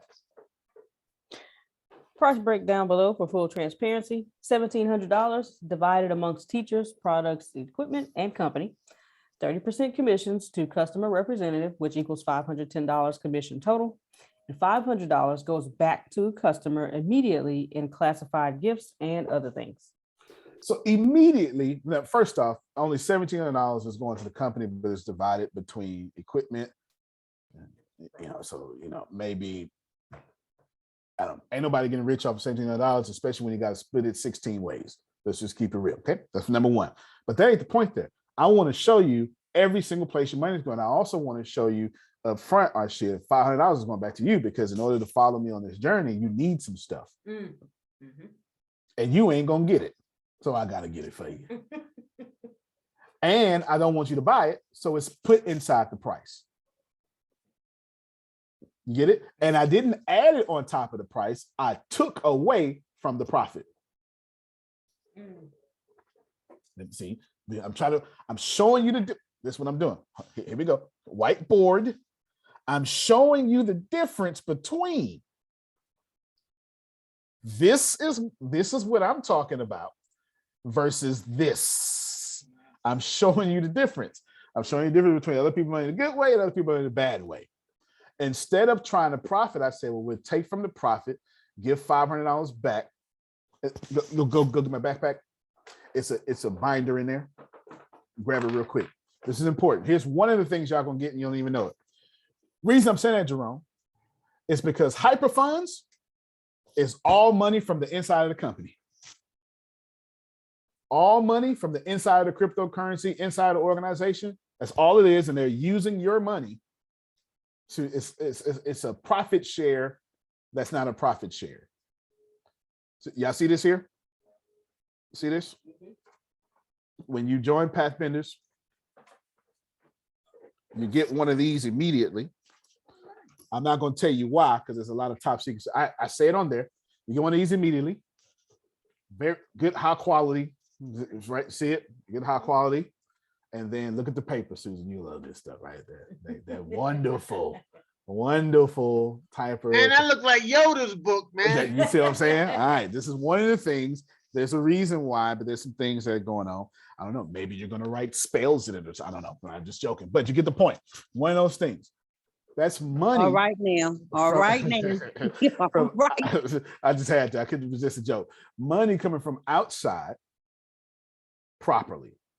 Hyperfunds is money all going from the inside improperly. And here's the deal. When most of your company's profits come from inside the company, that's a pyramid. 100%. Now, whether the government is going to apply you as a pyramid, that depends on how well the MLM market lobbies at Congress, and they do a good job. They do a very good job. Do you understand? They do a very, very, very, very, very, very, very, very, very good job. It's still a pyramid, But Herbalife is still in existence because Herbalife is one of the biggest lobbyers on the planet. Doesn't stop it from being a pyramid, but Bernie Madoff didn't lobby well. Do you understand? The only reason some of these people are still in existence because they lobby, and they lobby well. And why is lobbying important? Because when you stop being a congressman or a congresswoman, 95% of them go to lobbying companies. You go to the people who've been feeding you. This is how this system works. Ain't no sense of getting mad at Jerome. It just is what it is. Let me summarize this video for you because I want to end now. Everybody has to pee. I was going to show you money as debt. The reason why savers are losers is because under what you call the fractional reserve.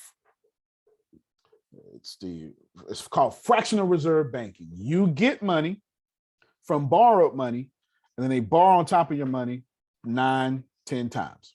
Cool? That's fractional reserve. So that means I give you a pie, Jerome, but the pie is already owed to 10 different people. So you can eat the pie, but then you my slave. Grace, Google debt slavery. If you take the pie, I'm almost done. I'm giving you 5 more minutes. We're not going to show the video. I'm summing it up. If you take the pie, you mine now. See, this is what used to happen. I don't know if y'all know it, but every culture on planet Earth has been a slave at some point in their history. Now, American slavery is different from all slavery, but every culture on planet Earth has been a slave. Is that okay? That's just historicity, you know. So I'm going to bring up slavery real quick. Hold on, stop it real quick, Grace, because you know you bring up slavery, people get nervous. I'm talking about all y'all. And one day, Susan's people were slaves. It's the truth. It just they were indentured servants. Okay. Indentured servants, gladiators. Poor white people working for somebody that had more money than they. There you go. There you go. Educated man. Everybody, every culture on planet Earth has went through slavery in some form. Feudalism, indentured servants, you know, gladiators fighting for their freedom. Doesn't matter. Every single culture on the planet. American slavery is very different. It's the first time ever the federal government was in on it and legally etched out a people from being prosperous. That's a completely different thing. Consider this as slavery. Listen to me. The Federal Reserve is slavery. I know you don't like it, or I'm lying, or I'm militant. I get it. It's propaganda. Go ahead. Grace, put it on the screen, please. Debt slavery is this. She has a sweet voice. I want to read it in my strong one, Jerome. Debt slavery, also called servitude, debt bondage, or debt peonage. My bad. A state of indebtedness to landowners or merchant employers that limits autonomy. Autonomy means self-dependency, self automatically going on. I am efficient. I'm efficient, like a windmill. As long as the wind blowing, it can operate itself. That limits the autonomy of producers and provides owners with capital and cheap labor. Examples of debt slavery, Anthony just said it, indentured servitude, peonage, and other forms forced labor exist around the world throughout history. Stop it right there, Grace. Everybody here know you got to work, huh? Yep.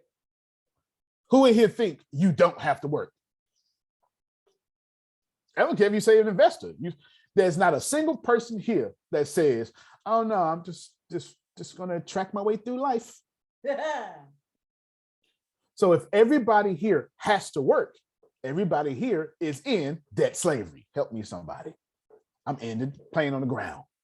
Do you know what I'm saying? You're in debt slavery. Yeah. And the fractional reserve banking hypers that debt slavery. So when I give Jerome a pie,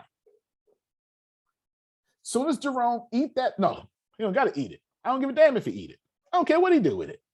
Soon as Jerome say, let me get a pie too. All right. Now you owe me 10 times. In jail, and I know y'all say, but let me tell you what that mean in jail.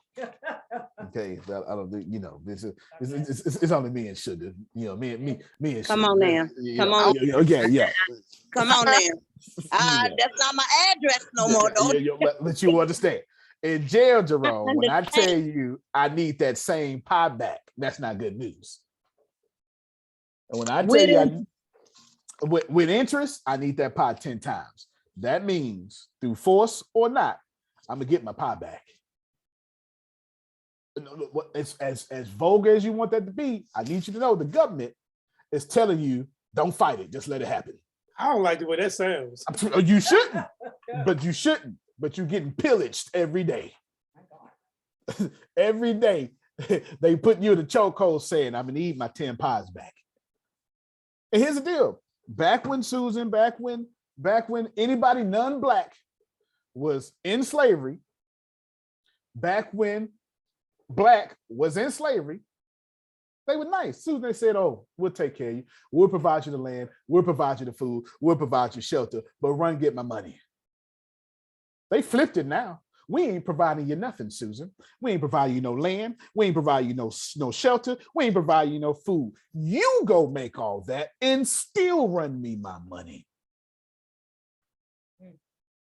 And every single time that we find ourselves taken from the government, oh, you talking about assistance? Nope. Do you got money? You took from the government. You are 10 times a slave. That means your money need to be moving at least at 10 times speed to free yourself from slavery. Let me end. I'm already in it. I'm telling you, you don't have to like it. And I don't look like your teacher. So you already have cognitive dissonance hitting you. I'm either too male, too dark, or whatever your teacher looks like. I'm not it. So you have cognitive dissonance going on. But the moment Kim accepts $1, Kim owed me 10.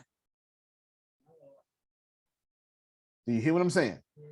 And you know this to be real, Frida, because if you don't work, you can't get from under me. Because debt slavery is in perpetuity. Y'all know what that means? A time we ain't decided yet. It's just going. It's just, when I'm gonna get out of it? We'll come together later and figure it out. And later never happens. And the coming together never happens. Because the only time we get to come together is when you pay me back my money. And I am Uncle Sam and I need my money. So go ahead.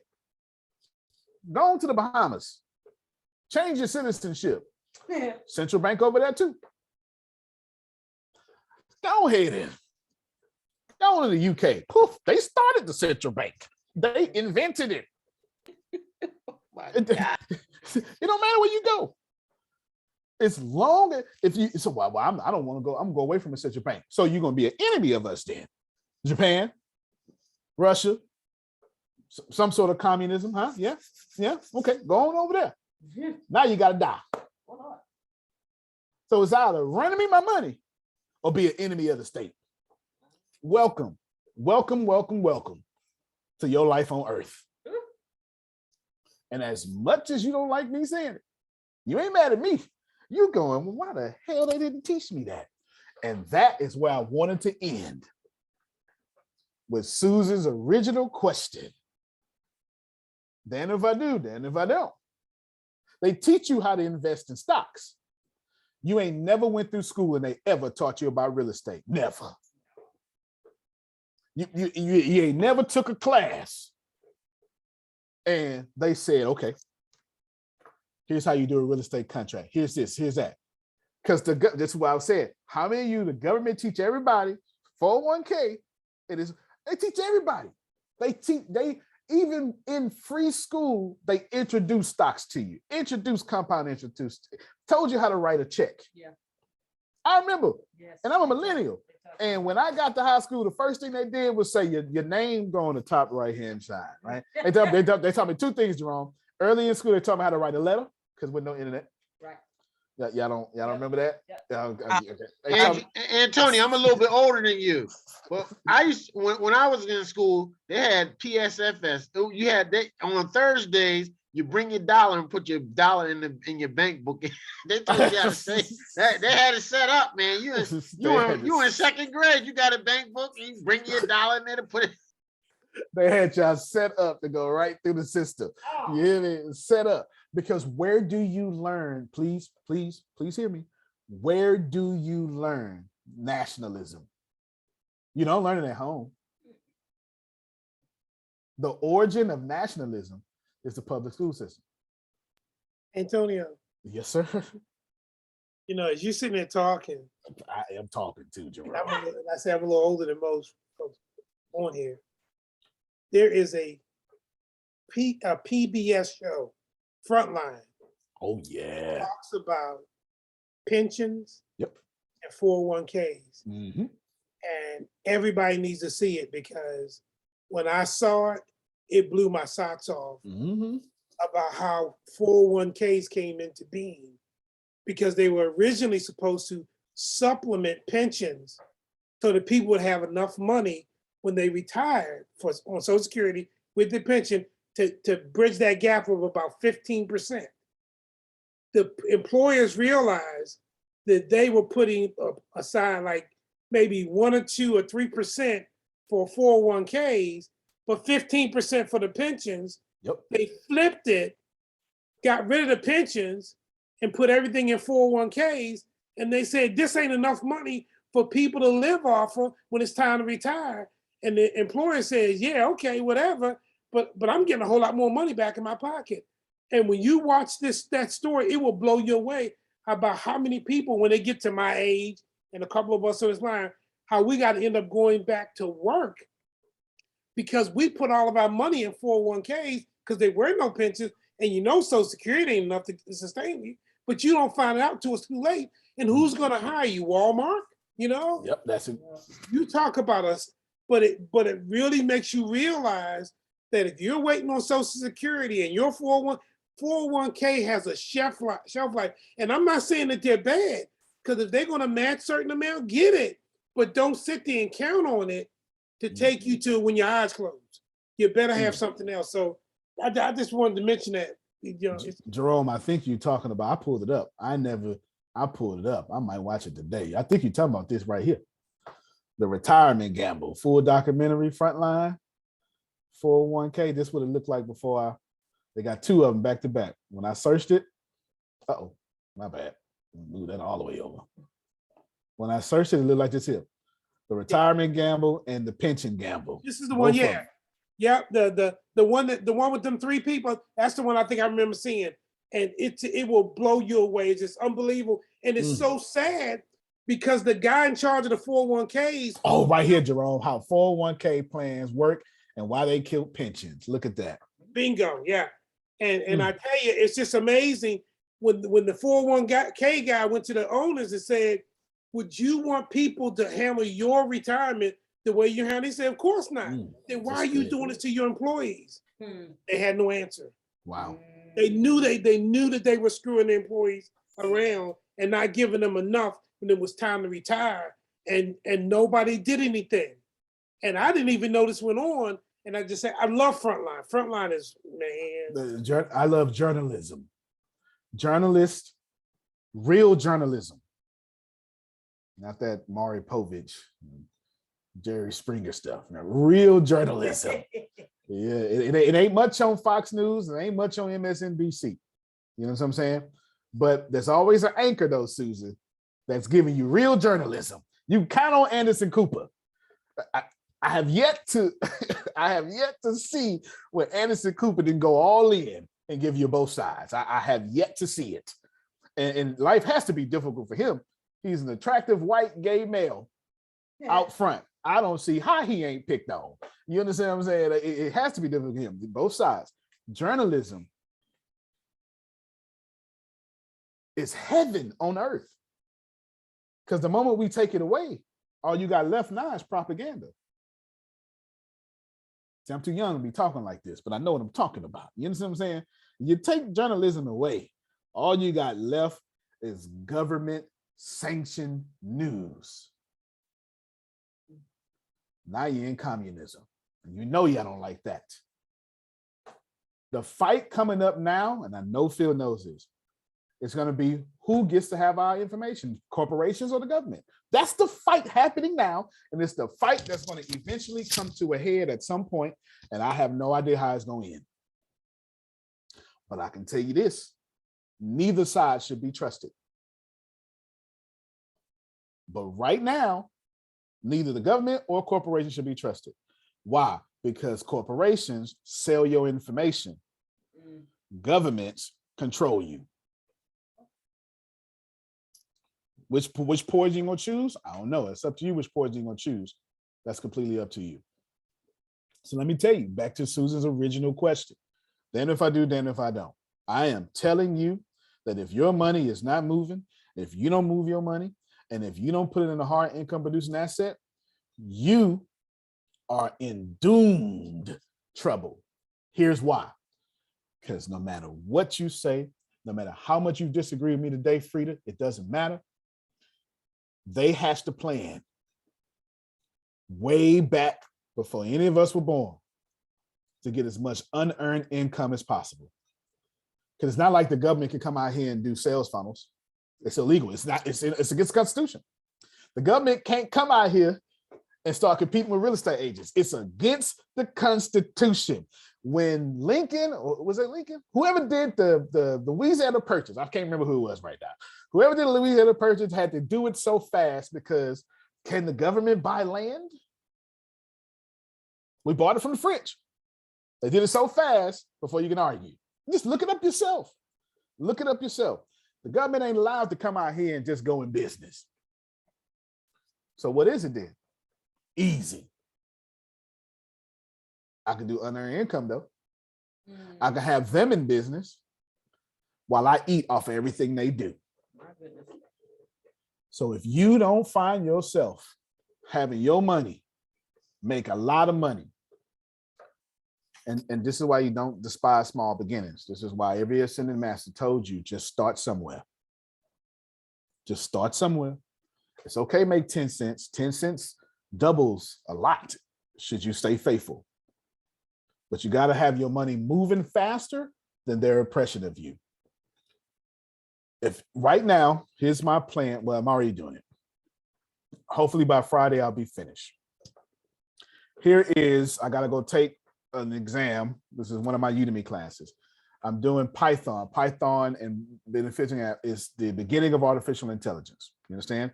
I got to do 11 different Pythons. Forget all this, forget all this, forget all this.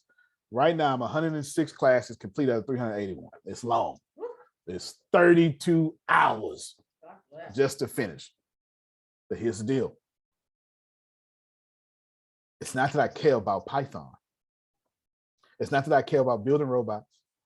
It has nothing to do with I care about being smart. It has everything to do with the fact that I see technology replacing everybody like it should. That's the whole point of technology, to make human life easier. I see that I am Black, so I am most vulnerable. Not the most, but most vulnerable. I see I'm not young no more. So I better go ahead and learn what's supposed to be learned.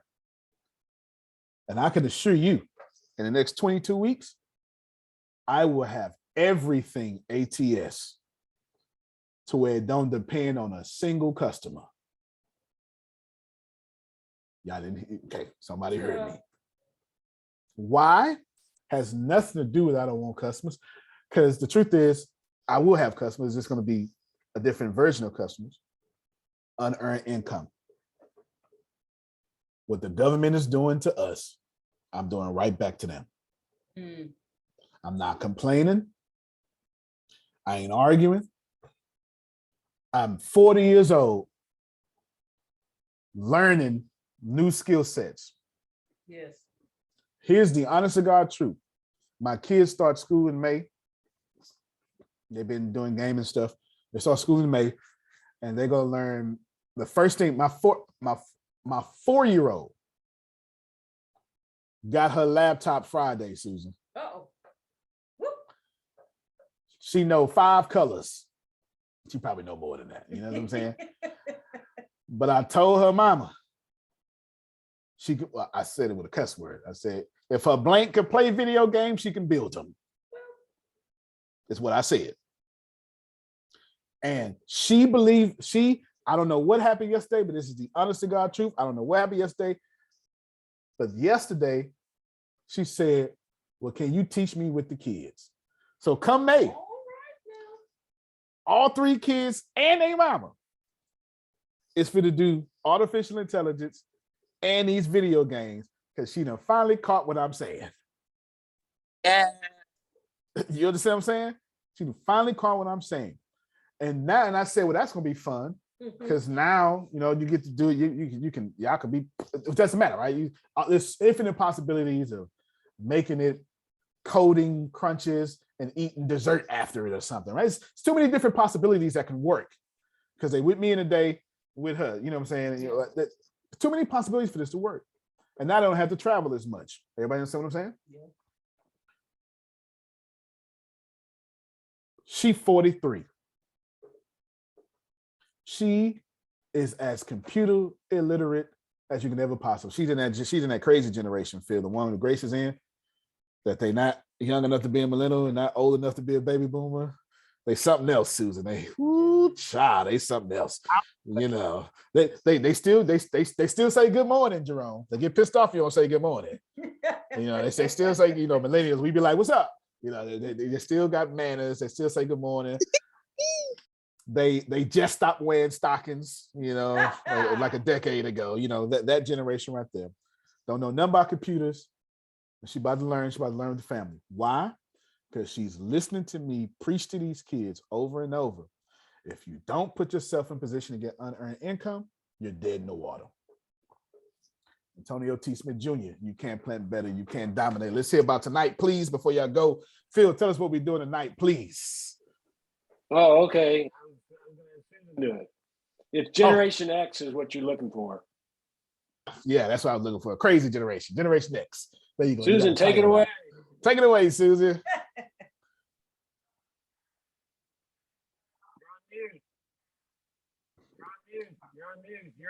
You're on mute. Unmute yourself, Susan. Well, tonight we're going to be starting off with the wins and challenges like we do. And you never know what's going to happen, what questions, what challenges, and really it's a growth and an experience for all of us. We really go on a journey together with that, and it's very insightful. And then we're going to be covering on the 50 gratitude journal prompts. We're going to be working on that tonight. And of course, that creates great conversation and learning and growth.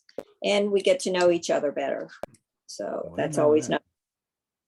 Well, yeah, that always seems to get blessings, don't it? And yeah. I can't wait till tonight because I have a win and challenge. I'm going to start first. Good stuff. Good stuff. Good stuff. Good stuff. Yeah, I'm pushing these programmers, Frida, Damali, and not in a bad way, in a good way. They're all getting some sort of something that allows them to increase their ability to earn. And we're celebrating everybody. We're genuinely celebrating everybody. Gianna might get another one today. At least that's the attempt. We celebrate everybody. We are forcing each other. It's like 6 of us, right? Something like that. We're forcing each other. Grace was programming. She don't want to program no more. She didn't quit. She just realized I don't want to program no more. Right? She wants to do sales. She likes sales more than programming. You know what I'm saying? And maybe she'll use her programming knowledge to create some sort of sales thing. You know what I'm saying? So she's now getting like 12 certifications in sales that I have no idea what she's doing, and I don't care nothing about it. You know what I'm saying? I just care to cheer her on, and she's got a test sometime today. Yay, Grace. Sometime today, I have no idea. Sometime today, etc. She didn't get to take it yesterday. Please, my 4-year-old cannot read. She's gonna learn to read by typing code. You're never too young. You're never too old. All right. Love you, everybody. Love you more. Love you more. All right, y'all have a good one. We'll see you tonight at 7 Central Standard Time. for the wonderful humor consultants. All right, y'all. Y'all have a good one. Too.